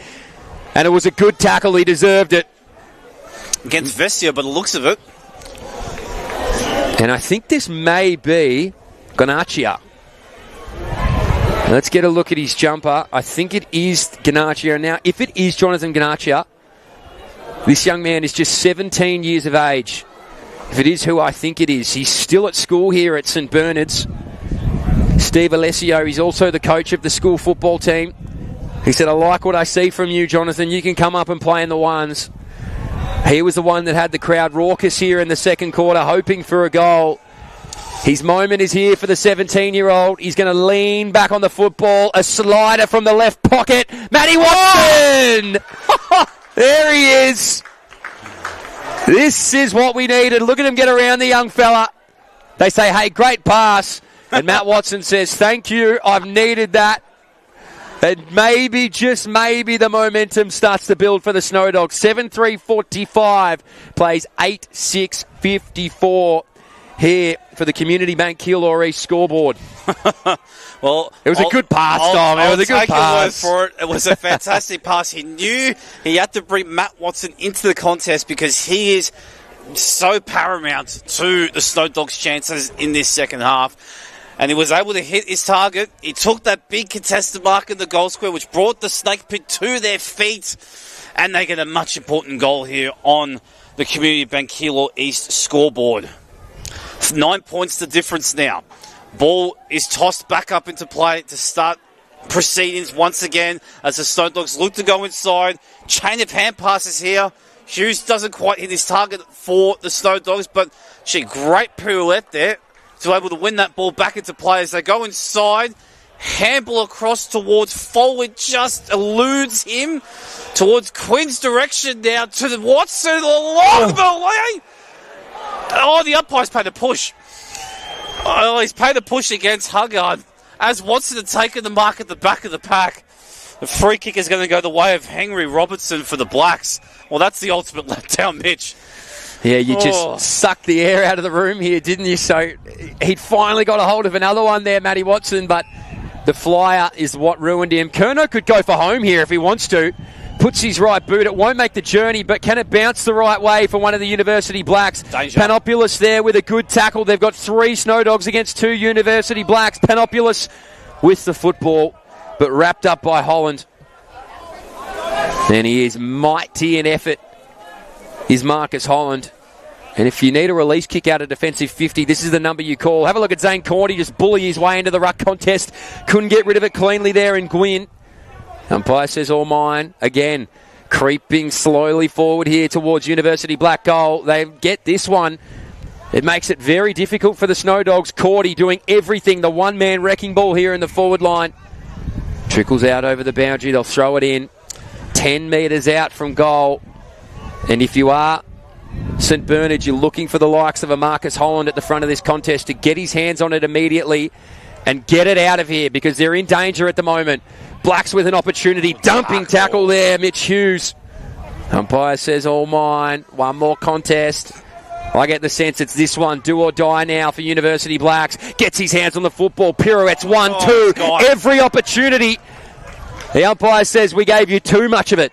And now Dylan Gwyn can get this out here, and here's the quarterback again in Marcus Holland. Well, you could see Cordy was trying to put his influence onto that contest. She drop mark there, opens the door here for the Blacks.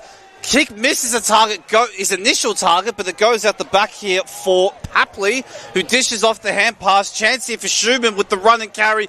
Goes to Foley's direction, gets the Jets out, passes it back towards Papley's direction. Did initially well to keep it in, but the boundary umpire has indeed crossed the line, because that was going to be another forward 50 thrust there for the Snow Dogs, which should have held on for Grim Life right here with those repeat stoppages there for the Union Blacks, Mitch, because it looked as though Cordy was going to be prolific with every stoppage that passed by.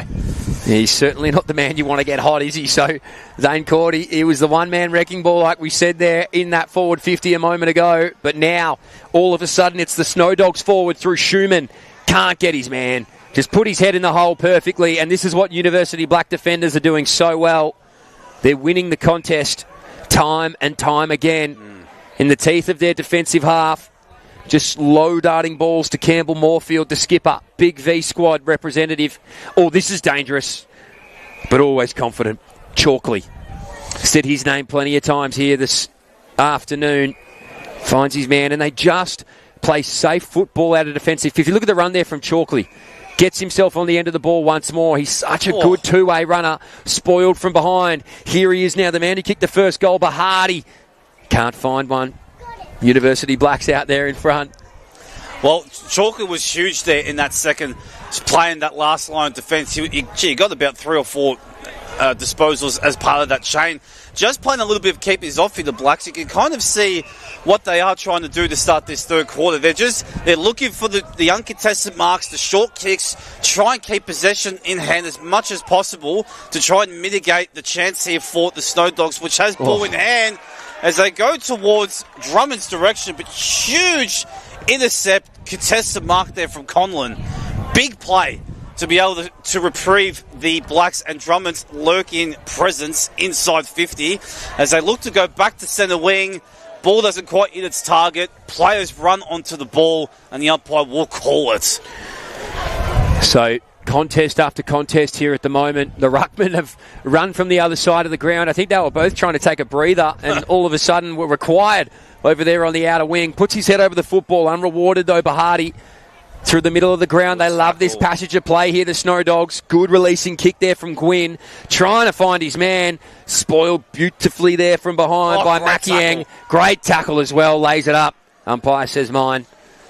How about the second effort there from Mackley? He did a fantastic sport coming from 2-3 deep. And then the wherewithal to make the tackle straight away. Forcing the stoppage. Fantastic work. Playing with just all the confidence in the world right now. He's a pure athlete, isn't he? He's everywhere at the moment in this defensive 50 for the University Blacks. So they're going to link up through the handball chain. All got broken, though, at the last step. They'll go forward once more through Gwyn. Just sends it with a hope and a prayer. Unanswered. Now they find it accidentally here. The Snow Dogs. Makiang, a relentless pressure. Snaps around. The goalkeeper's there. Able to just pick it off in Moorfield. And he's got runners at the ready. They can go to Curnow if they want. They won't. I think they want to go to the middle of the ground, if not Moorfield. Switches on through Makiang if they want it. He's got open space. They choose not to in the hands of Chalkley. This would have to be touch number 7, I would think, for this quarter for Xander Chalkley. He's been everywhere. Extremely prolific. Certainly this quarter. He goes back towards Gray's direction. But it's pretty evident to see what the Blacks' game plan is for this third quarter. And so far, they've been able to hold the Snow Dogs at bay. They haven't been able to quite bring the Snake Pit's rousing crowd into it yet. Still a 9-point lead of the Blacks' direction. Or about to tick into 18 minutes of this third quarter. The time is ticking here for the Snow Dogs. You feel as the target is once again missed. Cut off there by the Blacks. Tried to go towards Schumann's direction, but had just too much shoe for him to get it. As they go back towards Drummond's direction, good mark there from Conlon once again to take the reprieving intercept grab. But they need to start taking advantage with all these opportunities. Big spoil there from Makiang. Opportunity, doors open here for the Blacks. They go lateral, just slow down time a bit. Now can go towards O'Neill or past him towards Grocot's direction. Plays on straight away, has a crack towards goal. Bounce doesn't go his direction, but Drummond is now putting a huge tackle in, but slips high. Oh, that's get out of jail time there for McNoll. And now the Snow Dogs have a chance to breathe, but Mitch, time is ticking. They need to get some scoreboard pressure and fast. Yeah, they need to get active and they need to do it quickly. Look at that grab over the top. He's held on to it. That's Delizio, and that's a contender here for Mark of the Day. Thanks to Essendon forward. Huge grab. So coming Delizio, from the side. Fantastic effort. Never easy, is it, in the contest? Now, chance here for the Snow Dogs, but they've got their numbers back here, the Blacks. And they look to reprieve. Oh, throw has been paid here against Robertson. Oh, no. And now the Snow Dogs is going to... Huggard's going to have to go back behind the mark because, Robertson's been deemed to throw that ball to the umpire's side of eyes. So now Huggard... Now that the time has ticked, the Blacks have now had every opportunity to put numbers behind the ball carrier and inside the defensive 50. So it's going to have to take something pretty special here to find a target. Can he hit the short lead up? Because they will be able to crack him from outside 50 with the breeze behind their backs, the Snow Dogs. So where's Matt Watson? He is deep.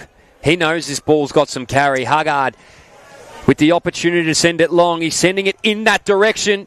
But who else but Makiang with the spoil over the top?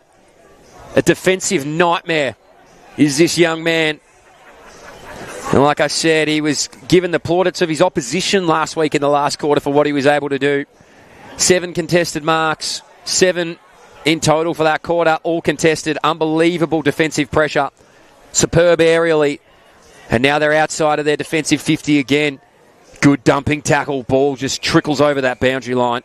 Umpire says, that was touched off hands. We'll throw that one in. 20 minutes gone here in the third quarter. Community Bank scoreboard, thanks to Kilor East, reads 7-4-46, 8-6-54. The University Blacks, with the wind in their face, stay in front here by 8 points. They have to be in front, you'd think, to give them a chance in the last quarter for the Snow Dogs. But the pressure has been relentless from University Blacks. It's almost become their MO. He's put his head over the football, nearly got it ripped off. The umpires found that, so... Now with it able to go forward, University Blacks, just a lateral kick sideways. Didn't need too much on it here. Umpire says play on. You've had it for plenty of time. That ball won't go over the boundary line. Stopped up. Cordy! Couldn't quite bring it down. No, he's attacked everything. He's got it in his hands once more. Dump kick forward, trying to find Connell Tobin, who's been active as well. Look at this. This is what they do so well. This link chain ball running through the middle of the ground is devastating when it works. And just couldn't quite connect there at the last moment. Foley, good hands forward now. It's under at Watson. Couldn't quite bring it down. Tried on the second attempt. University Blacks with Vesio over the football. Couldn't win it. Moves around Schumann. Inside. Finds his man. Oh, he's given him a clip on the way through Moorfield. And they've brought him forward 50. Wow. So impossible for Gillum to miss from here.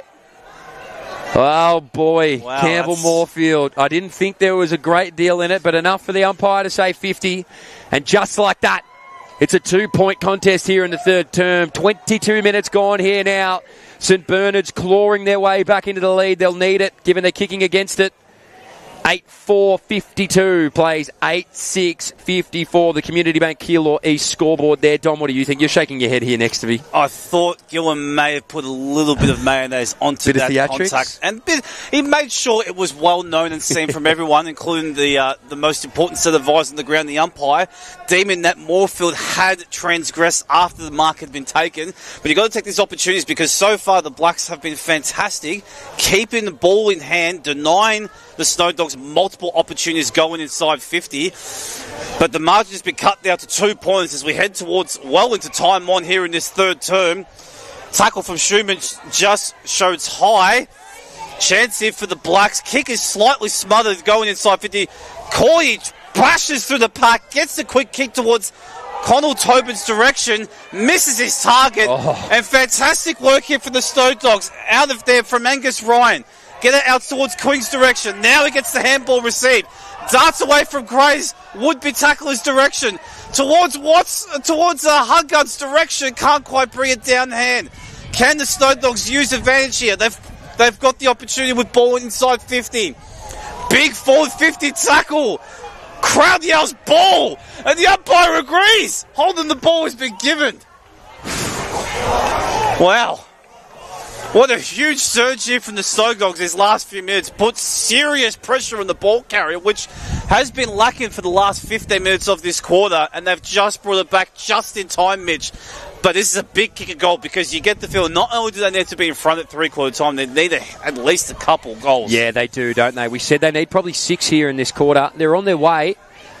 This would be a major boost from Lachlan Papley if he can get there. What do you think? Well, this will bring the Snake Pit really need to get, if they can hit the front and bring the crowd into it. This is a tough kick from any part of the ground, but especially on that pocket. In comes Papley. High into the skies, top of the square. Doesn't quite make the journey. Fisted through for a rush behind. It is 1 point the difference here on the Community Bank Keilor East scoreboard. So, under all types of it, wasn't he? He wasn't happy with the extra attention given. University Blacks. Moorfield, a cool head with football in hand. Makieng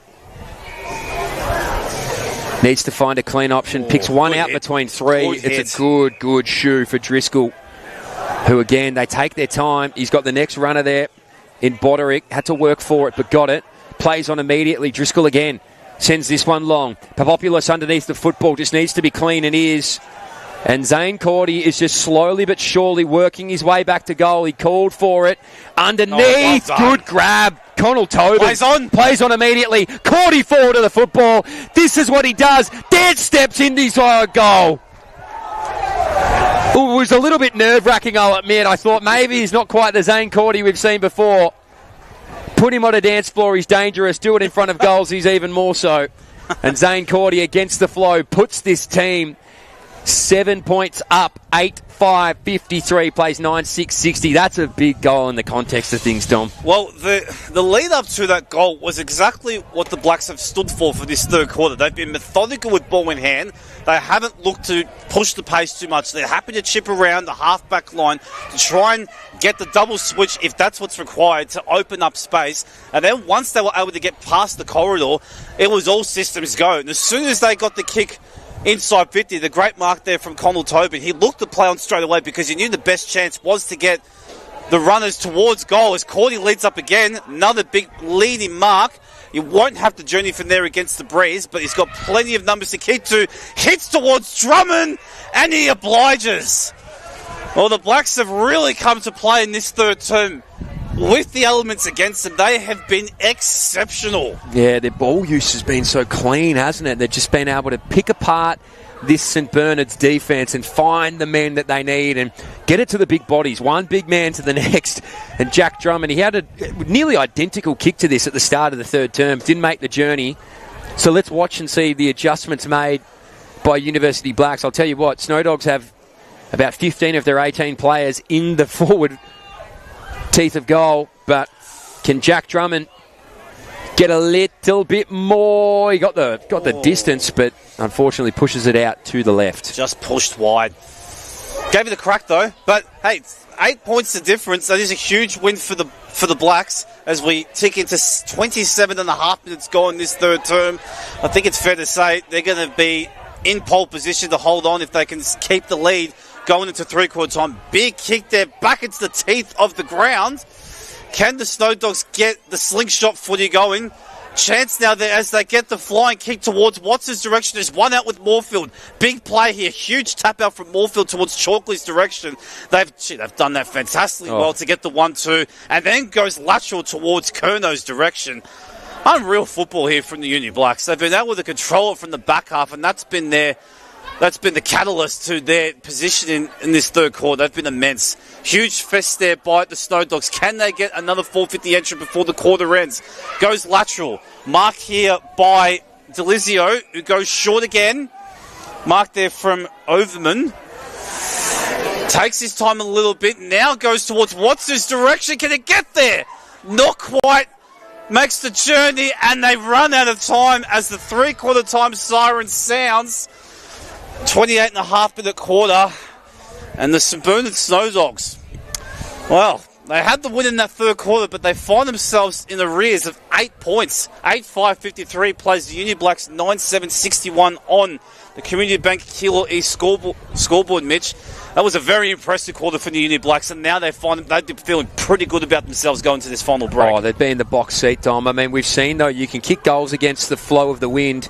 That's something that St Bernard's, I think, will try and emulate here in the last quarter, but it's going to be stacked up against them. I know you're about to head down there and listen to the coach's address here from St Bernard, Steve Alessio. What would he have to say? But here at three-quarter time, 8-5-53, plays 9-7-61. University Blacks here in front, the wind with them in the last quarter. I wouldn't go anywhere. This last one is going to be an absolute cracker. The game of the day here, brought to you by Community TV, William Buck Premier Match of the Day.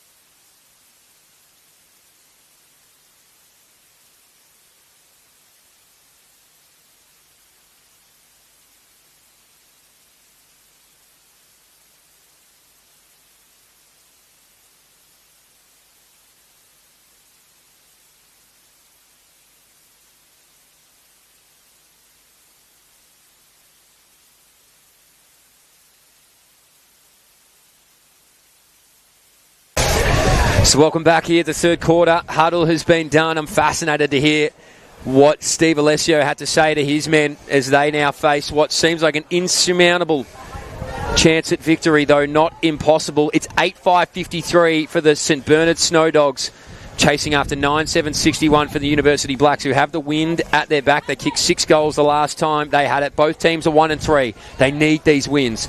Dom, you were down there. What did Steve Alessio have to say to implore his team to find win number 2 here in 2026? Well, the message was pretty simple here from his counterpart. It was run, run, run. Spread on the go. Now is the time. Take the game on. We've got the run in our legs. Back yourselves. And the most important thing from a defensive point of view, you can't let the ball get in front of stoppage, because that's what got their advantage in the second quarter. But the message was simple. Run and go. Take the game on. Shoot through. Run, run, run. So let's just see how quick they can go here. St Bernard's University Blacks on the defensive already. Chalkley gets his first disposal of the last quarter. He's been one of the best so far today. Go inside forward 50. This isn't what you want if you're a Snow Dog supporter, but if you're part of University Blacks, you'll love it. Cordy finds his man. Oh, just overshot there for Drummond. Wraps up a tackle, though. Gets a good second effort 32 seconds into this final term, but that's an opportunity gone wanting there for Jack Drummond. Ball up here. Inside forward 50, Cordy. The slick handball out over the back there of the contest. Snow Dogs with the football. Snaps it there, though. Long outside. Can he find anyone?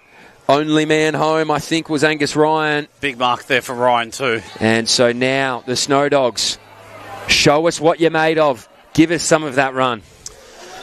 Well, it all starts now from how they...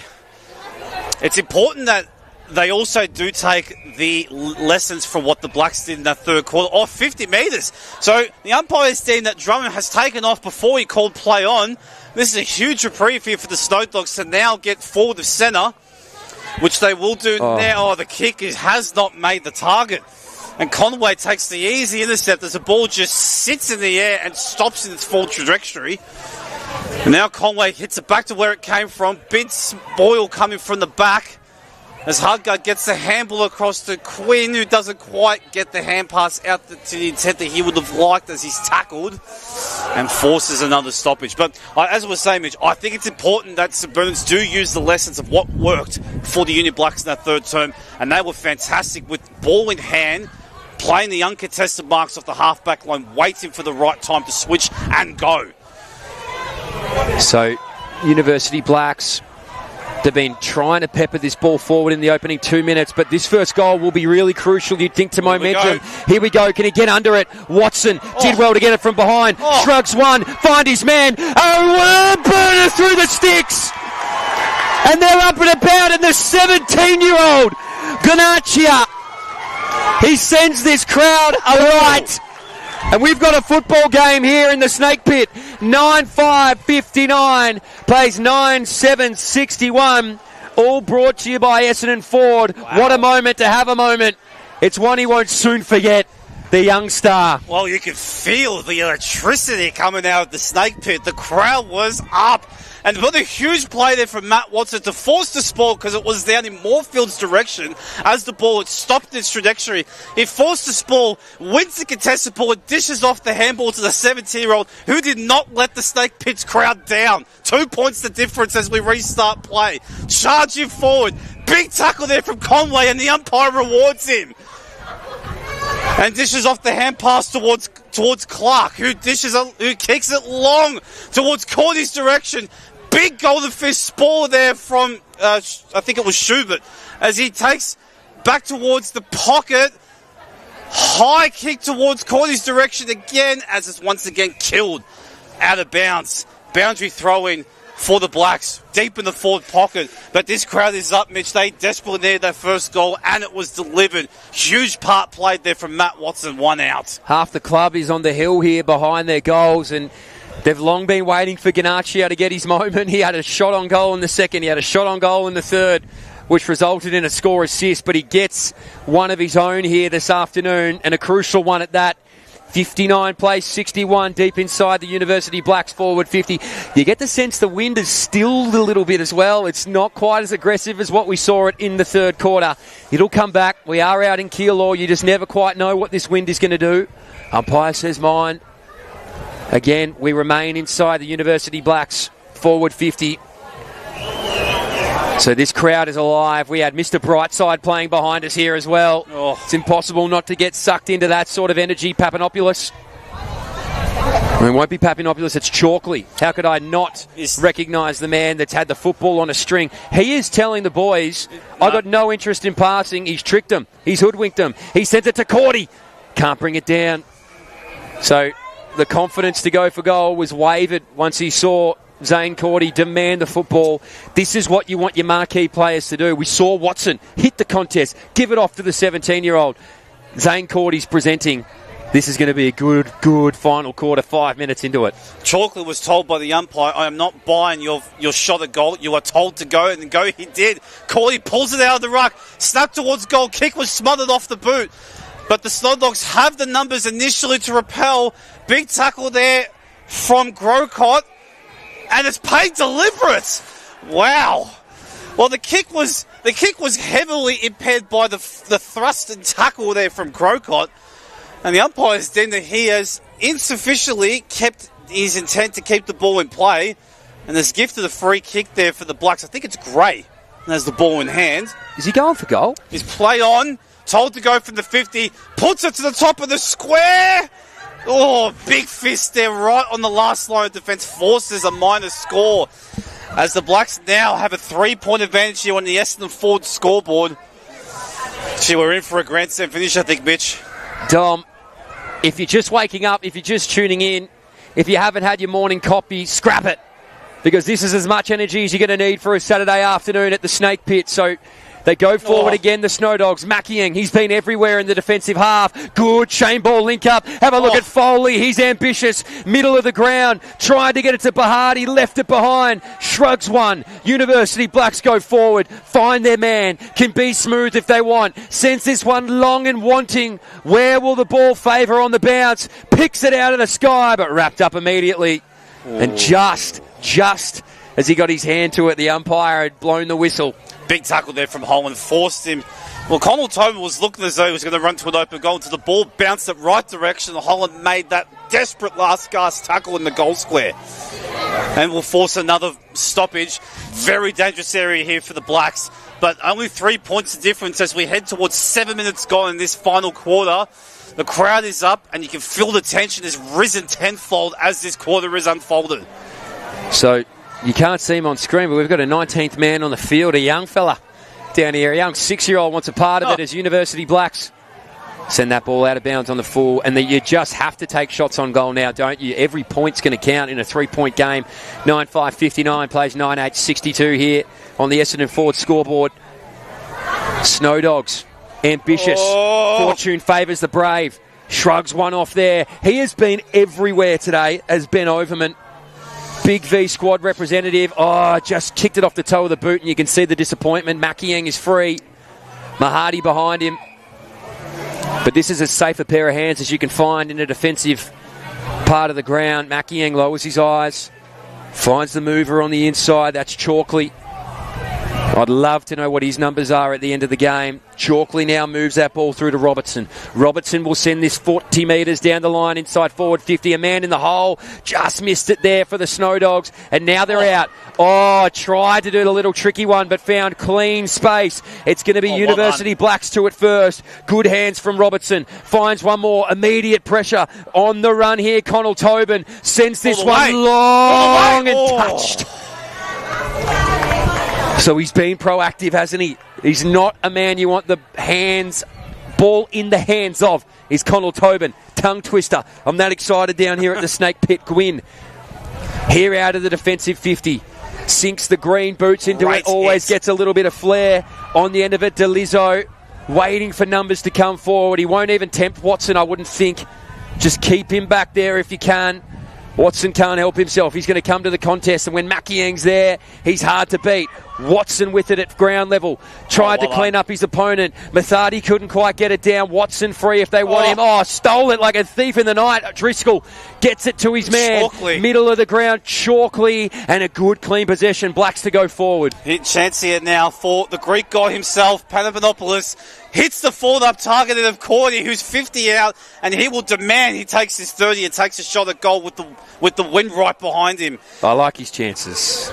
I do. I think most here at the Snake Pit know he's at the very least got the journey in him with the breeze behind his back. This is going to be a big shot at goal here for the Blacks. They do need just the steadier because it's been all Snow Dogs to start this final quarter as we almost get to 10 minutes gone. In comes Cordy.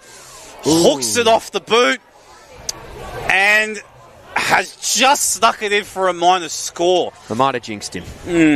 He tried to kick the cover off it and just hooked it badly and was very lucky to at least get a point on the board. As the Snow Dogs kick aggressively out of the full back, but it's mopped up here from Ernest and goes back towards where it came from. And the Snow Dogs, they've turned it over again. Ball gets towards Curno's hands, handballs it off, flying shot at goal, has just fallen short again. Well, that's 3 times now, Mitch, the Snow Dogs have gotten out of jail because the Blacks had 3 genuine open chances to put one on the board and they haven't. Well, it's 30 seconds of kicking I think Ben Overman would love back, but his teammates have done well to mop it up. Flyer at the back to Lizzo. They've found something here, so they need numbers forward to the football. It's just Big Watson. Here's Foley. He's got 3 to beat. Does well to find a man. He goes back to his big ruckman, who's wrapped up immediately. You know what? Not a terrible outcome there for the Snow Dogs, given it could have been a disaster. So ruckman do battle again. There's Curnow with it. Pirouette step from Ernest was good. Tries to get rid of one. Curnow now once more. And they've found a free kick. It's a throw. So, Snow Dogs, what can they do from here? Ethan Schumann. Hold on. He wants him out. I thought maybe he found a little something. He's got a runner here forward if he wants him. Goes to the pocket, he does. He's taken some good grabs all day. Nick Conlon, who needed to get it over 3. Numbers favour the University Blacks here. No rhyme or reason, just handball out, squeeze to Watson. Look at that! He threw him around like a kindergartner. Great tackle there. Head over the football. It's happening everywhere here at the moment in the Snake Pit. University Blacks take on the football. Good kick forward, just needed to get rid of it. Underneath it. What a grab. Back with the flight. He knew what was waiting for him. And that could be an Essendon Ford mark of the day here in the last quarter. And every little bit counts here. Watson in the middle of 2. And he puts his head over it all the time, does Vesio. He doesn't have the height, but he certainly has the mongrel. And a good punch from the skipper in Moorfield there as well. And that was Fuller. Back with the flight earlier here. 12 minutes gone in the 4th quarter. 9-5-59. Plays 9-10-64. The Snow Dogs. Well, they're looking for their own miracle. Well, it seemed as though Fuller had to sit there and take the impending drop of Cordy as he put his body on the line as he did once again to try and take a huge contested grab. And that is a contender for the Essendon Ford mark of the day, as well said, Mitch. Umpires pulled a trip-free kick here for Chalkley, who pulls up Ginger from it. Oof. Bodies on the line, tension you can cut through in a knife here at the Snake Pit. And you feel as though this game is on a knife's edge. Chalkley's hit the cover. He's not well. He's kicked it out the creek. This is not the man that you want injured in the dying stages, is it? And it's coming off as well. That's a big unfolded story as he collapses onto the interchange gate from that collision. Unfortunately has gifted the ball back to St Bernard's.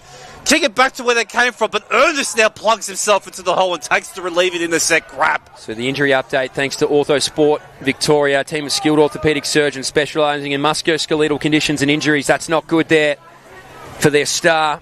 So they'll go forward again, University Blacks. It's a game of errors here at the moment in the 4th quarter. It's all dump kicks and hoping. That's a low darting ball. Vesio underneath it though. And he's been strong in the contest all day long. Just sends that one leading ball for Curnow. He's kicked 2 of his own today. Sends it forward. Great pick off. This team, they've got a little bit of energy about them. That's Benny Huggard. We've seen him forward of the football. Now we're seeing him in the back line as well. One more run, one more burst. He knew he was under pressure, had to go back. He notices the dead legs of Curnow. This man loves a run, Foley. But he won't run. He's going to stop and bide his time. Now we can go. And intelligently so. Watson wants it. He's called for it. One out in front. Big Watto! Just left it behind. Couldn't quite get there at ground level. He presented well, but just through the fingertips. And he said, I'm sorry, boys. I wanted it. Trust me. There's nobody who wants a goal more than me. And Matthew Watson, he'll have to wait. Ball goes up. Deep inside Snow Dogs territory. Watson comes in late. Just puts his body on it in the ruck contest. Slaps it on the boot. Anybody's ball here at the moment. 20 out on the angle. A snapping ball. Gone wanting. And you have to be hungry, I suppose. But he was starving. And again, Papley. Yeah. University Blacks can work their way out here. Jeez, it's a war of attrition. 15 minutes into the last quarter. Unbelievable work there. Well, hold on. Umpire's called it. Oh, it's going to go back to where the ball came from. So he's deemed it as if when he's kicked out of bounds on the full was where it was. Has Lockie Papley saying it's my football, actually. So now it's Clark's ball instead of Moorfield, who takes it about 10 metres away from the goal, who kicks it back to centre wing. Big nest of players. Mark goes out the back. Mark is actually not paid as Curnow makes the tackle and forces the stoppage. Well, 5 points the difference. It is anyone's game. It just takes a matter of execution from either side to break this game wide open. As the Blacks try to surge forward, but it's cut off here from the Snow Dogs again. Oh, that is a brilliant inboard kick is dangerous, but huge mark there from Schumann. Goes inside, goes over the head of Watson, much to his chagrin. Easy mark there for Vesio. And the Blacks now will get the chance to hold up play as he kicks and finds Clark. How good is he at that, Vesio? He is everywhere when the ball is in the air. Such a great player, Lewis Vesio. He's been a part of this club for a long time. He knows what it takes to win games like these, and they need to hold on. They're only 5 points up as the skipper now has it on the defensive half. It'll be interesting to see here, Mitch, if the Union Blacks stick to the same game plan they had for the third quarter, and that is to play the uncontested game, play the keepings off, don't be afraid to double switch if required to open up play. But you're now 16 minutes gone in this quarter. Do you go into your shell and save the game, or are you still going to try and win it? As Hugger tries to win that contested mark. Ball goes at the back here for Grocott, who gets his own handball received, plays on the boundary line towards Zane Cordy. Oh, what a play that was from Grocott to keep that ball alive. Forces the one-on-one to the top of the square, and Cordy pulls a one-hand hanger. I'm not going to say anything about his set shot here because I think I ruined Zane Cordy last time. So I'm Dom, this is your moment. You've called it brilliantly. Well, Zane Cordy, to try and kick his side's first goal of the quarter, comes in from the top of the square. He does not let his team down. And the Uni Blacks kick their 10th of the day and now have an important 11-point buffer on the Essendon Ford scoreboard as they lead 10-10-70 to the Snow Dogs, 9-5-59. So another for Zane Cordy. He was the hero last week. He's stepping up when it counts now in the fourth quarter. It's 17 minutes here in the last Essendon Ford scoreboard. Your point there, 11 points the margin. And if they can get a quick one here maybe for St Bernard's, it makes it interesting. These quarters have been running around 27 to 30 minutes. So there'd be 10 plus minutes of football left here, you would think, as University Blacks work the ball forward. Picked off well there by the Snow Dogs. Umpire says all mine. Ethan Schumann's had his head over that football all afternoon long. Trending in the direction of University Blacks forward 50, and now it's just burst its way into there. 20 metres out from goal. Cordy couldn't bring it down. Snow Dogs trickle it towards the boundary. Oh, no. And he's launched that ball nearly in the river himself. And you can see where the intention was. They play on immediately to the University Blacks. And in the hand here of Jimmy Clark, who looks for the lead. And, nothing in that, I don't think. That's just good bodywork contest. Brings him out over the boundary line. We're deep inside University Blacks forward 50. 18 and a half minutes gone, 11 points the margin. It just feels as though the Snow Dogs, the intent is there, but the execution has just eluded them in this final quarter. They are taking what the coach has said to them by taking the game on and not afraid to get their numbers to the contest, but they just have not been able to get that final possession inside 50 to get their opportunities in front of the goal to give them a chance to win thus far. But 19 minutes gone, I still say there's about 10 or so minutes left in this game. 11 points, all it takes is 2 slingshot plays and you can still win this game of footy. So here we go. Boundary umpire brings the ball back into play.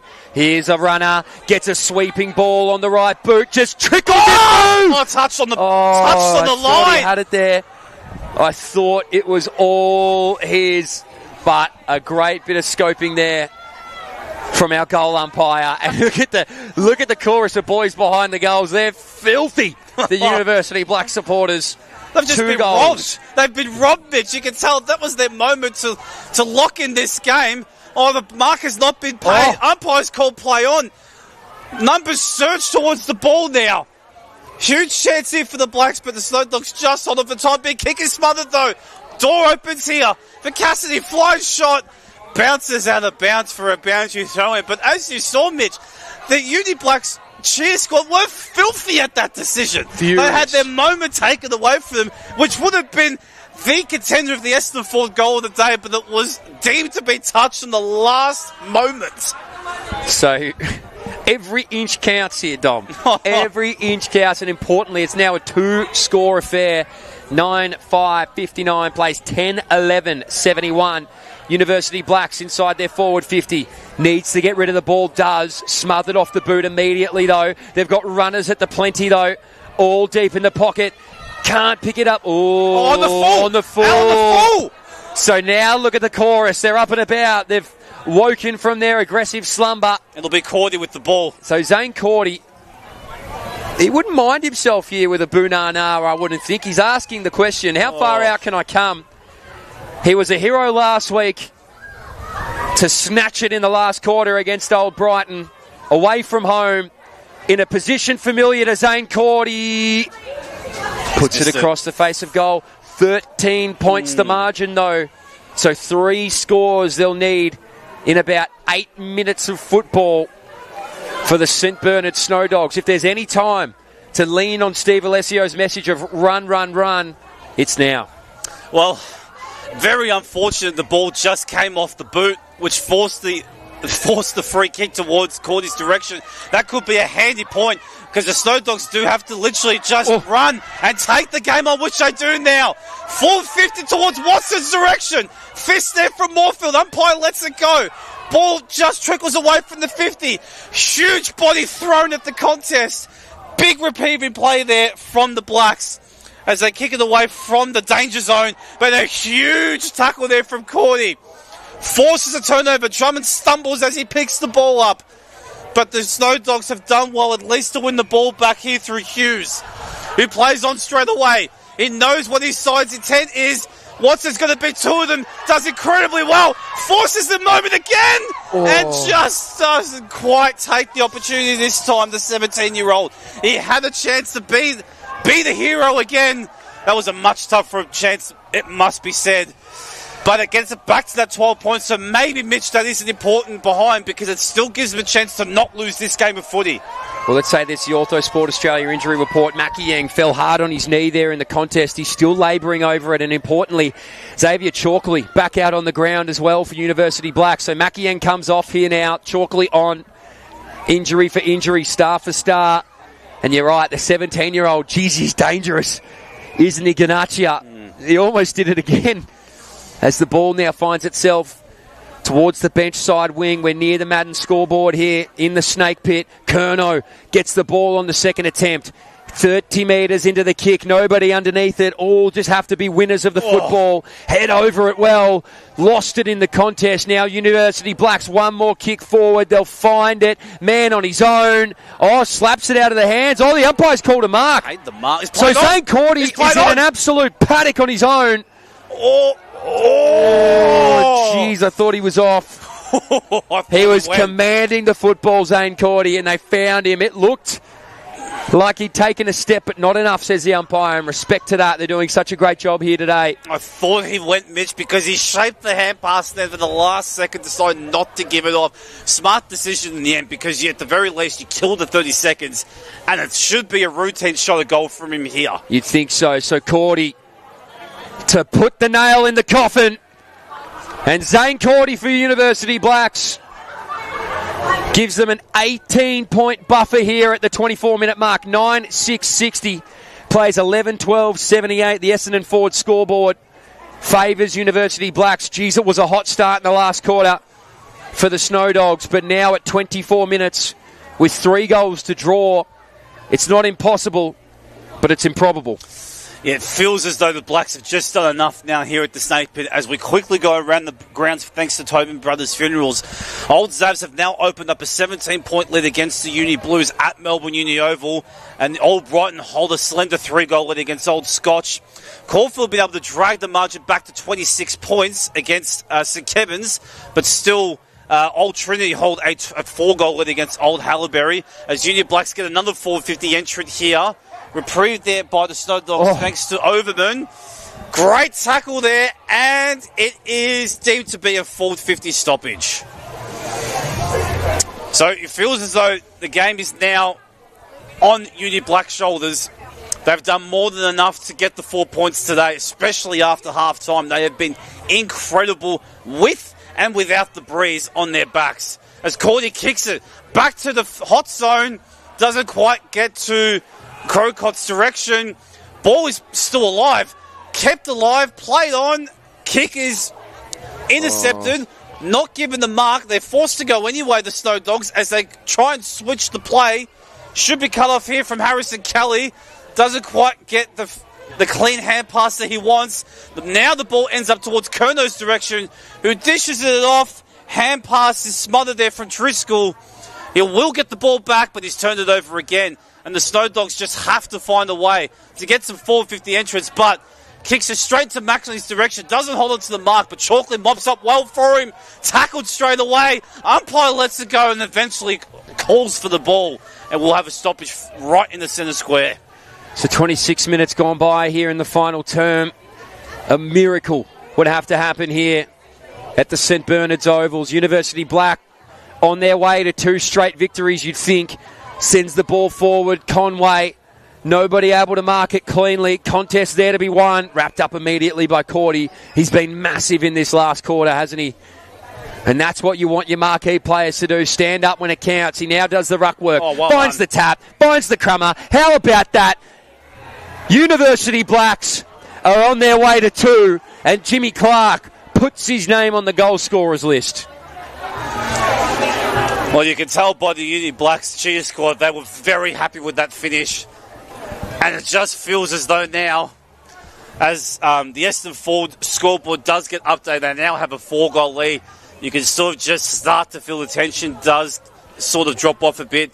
And the celebrations for the Uni Blacks are going to be very big. They've won their last 2 as they jump towards a W today here at the Snake Pit, away from home once again. Mitch, as you said, they'll keep their streak alive of wins away from home, and they'll be feeling pretty good about themselves, you suspect, as we restart play there. Conway gets a tap forward, big tackle there from Cassidy, forces another stoppage. So 27 and a half minutes hits the clock here in the 4th term. And the vibe here high with Ladies' Day, but they would have loved to have capped it off with a victory. University Blacks, they've been relentless in this last quarter. How was that? Nearly picked it apart in traffic. Wrapped up in a tackle. He's been good, Harvey O'Driscoll. Umpire says all mine. 28 minutes on the clock. There won't be too much to remain here in this contest. The VAFA game of the day, the William Buck Premier Division. Only one of these teams could go to 2 victories. And it's University Blacks here this afternoon. Not giving up on the contest, though. Benny Overman sends that one right. There were 2 runners onto the football, and Max Gray came away with it. Sends it inside forward 50. Drummond under it, couldn't win it. He's and Benny Huggard, he's filthy with that, Ben Huggard. But Drummond, he's earned this opportunity. He's been attacking the football all afternoon long.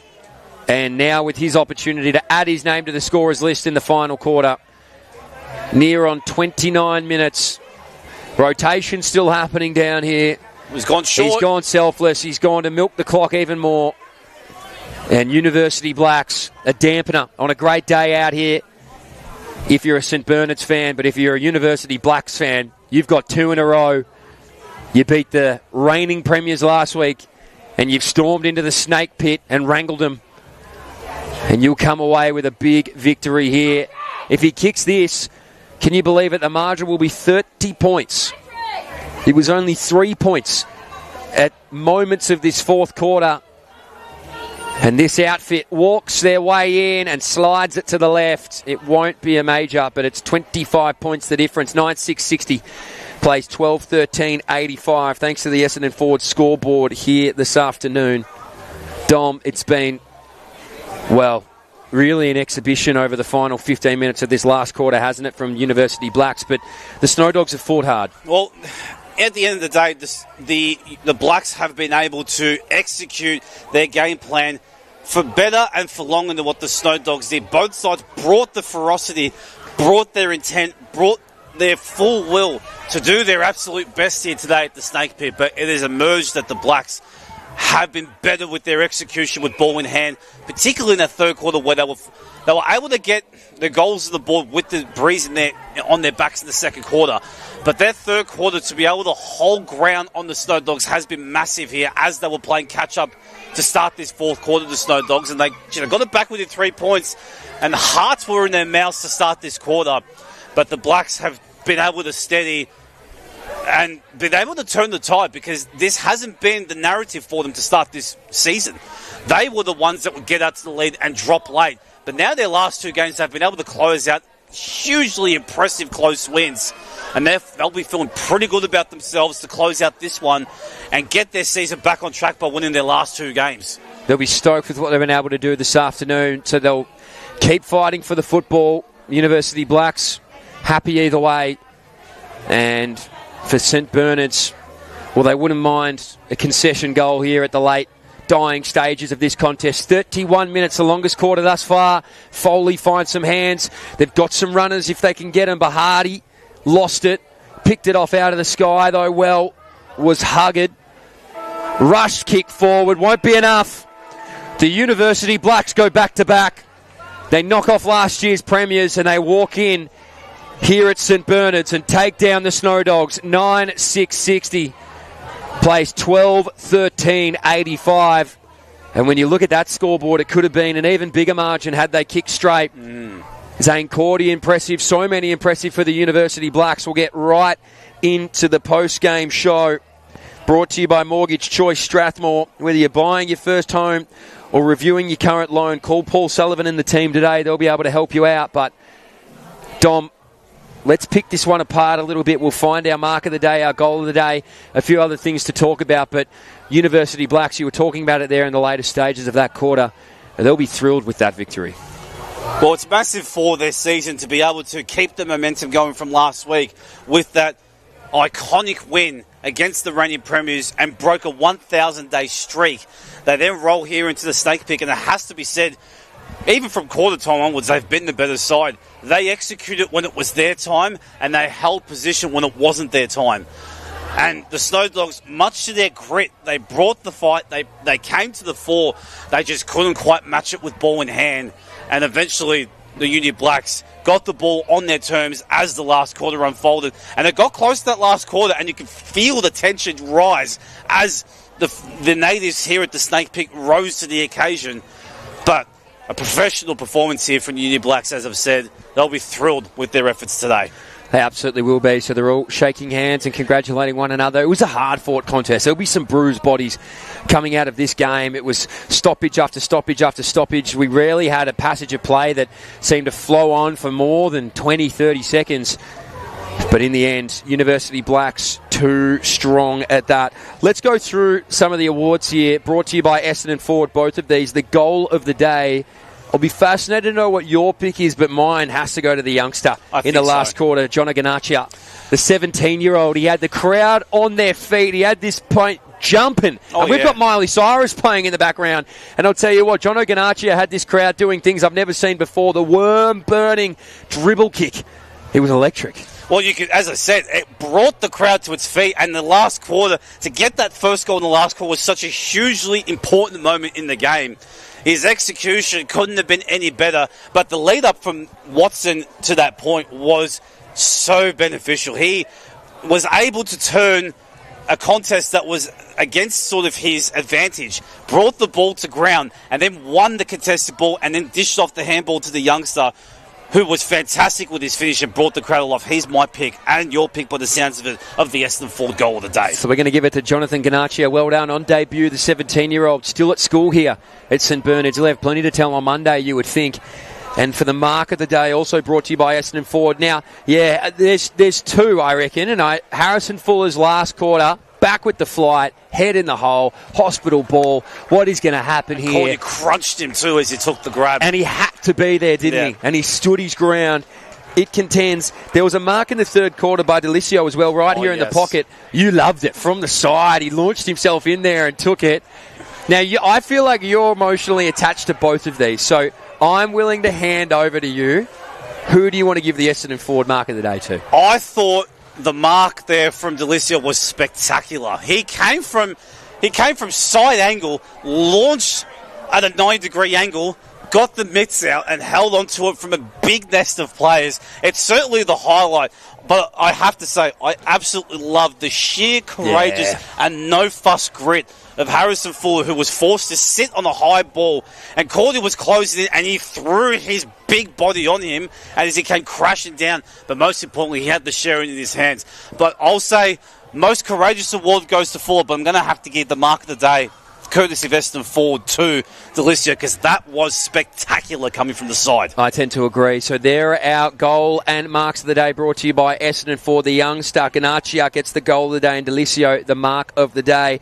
The special injury report here, the updates from Ortho Sport. It'll be a watch from Makieng, who went down with that knee, came back, and also for it was Xavier Chalkley, wasn't it, who was so good all day and then just had that spell. I'm not sure what he did exactly, but he was able to come back out on the ground. So a big thank you to Ortho Sport Victoria for that. We're going to go over this all through the week. Well, we're not, but VAFA's For the Love of the Game podcast world, the award-winning podcast, Videocast, has all the news, scores, analysis from around the VAFA. Jason Bennett, Matty Donald, Braden May. You can watch it on the VAFA YouTube or download it wherever you get your podcast from. And, of course, we couldn't do this without the help of Herald Sun. They keep us up to date with everything in the world of footy, both print and online, and all of our around-the-ground updates. Well, they seem to trend through the VAFA app as well.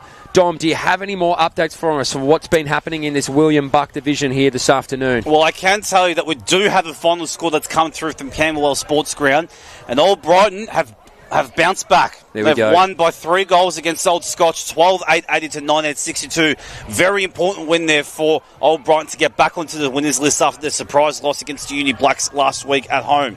I can also tell you that now, the scoreboard seems to be live at play, but I think it's fair to say that Old Zabas have gotten the job done over Uni Blues at Melbourne Uni Oval. The Blues have lost the last 2 now after getting an undefeated start at home. At the moment, the score says that they are 25 points behind, and I dare say there's not much time left to go. So it's fair to say the Zabas have been able to close that down, and the Blues, after starting hot, have lost their last 2 at home, so they've got some work to do. At Glen Huntley Park, we've got St Kevin's holding a 28-point lead over Caulfield. They've pretty much led from the get-go, so I think it's fair to say Caulfield have been playing catch-up all game. They haven't been able to close that out. And then the last one is at Delhi Oval playing fields. One of the great Trinity Ovals. Old Trinity have got a 3-goal lead against Old Haileybury, and I think it's fair to say they've probably got that one wrapped up as well. And that is courtesy of Tobin Brothers Funerals. Funeral need contacts. Past player Hugh Tobin at Tobin Brothers. Thank you, Dom. So the William Buck Premier Division always changing. A second win on the year for University Black. Snow Dogs will have to wait a little bit longer. Big shout out to all of you watching us wherever you are. Thank you to the VAFA. Thank you to our crew here. Angus, Andrew have done a phenomenal job behind the scenes. We'd just be 2 dudes shouting if it wasn't for them. To all the umpires, all the staff involved here at the VAFA, to our ladies here at Ladies' Day, to everybody involved at St Bernard's and University Blacks. Thank you for all that you do for local footy. Dom, it's been a pleasure to be with you here this afternoon. I know your drive back home is a lot shorter than what it usually is when you're calling here for the VAFA. So yes. It's been an absolute thrill to do this alongside of you, mate. It's been a privilege. Thank you, Mitch. And the pleasure is all mine. I thought today was excellent. I had a ball coming back to the snake pit, and yes, the drive is a little bit less for me than if I was to go down the southeast heartland of let's just say whenever you go to one of the main grounds there for the VAFA. But I thoroughly enjoyed the game today. It was fantastic to be a part of, and you were a huge part of that, so thank you for having me. So that was the game of the day here at the VAFA, brought to you by Community TV. We'll be right back next week for everything to do with round 6. Excitingly, my car is in one piece, which means I can get out of here. The under-19s left it alone. That's a win. Thank you so much. Don Cunha, Mitch Dyer here. We'll see you next round.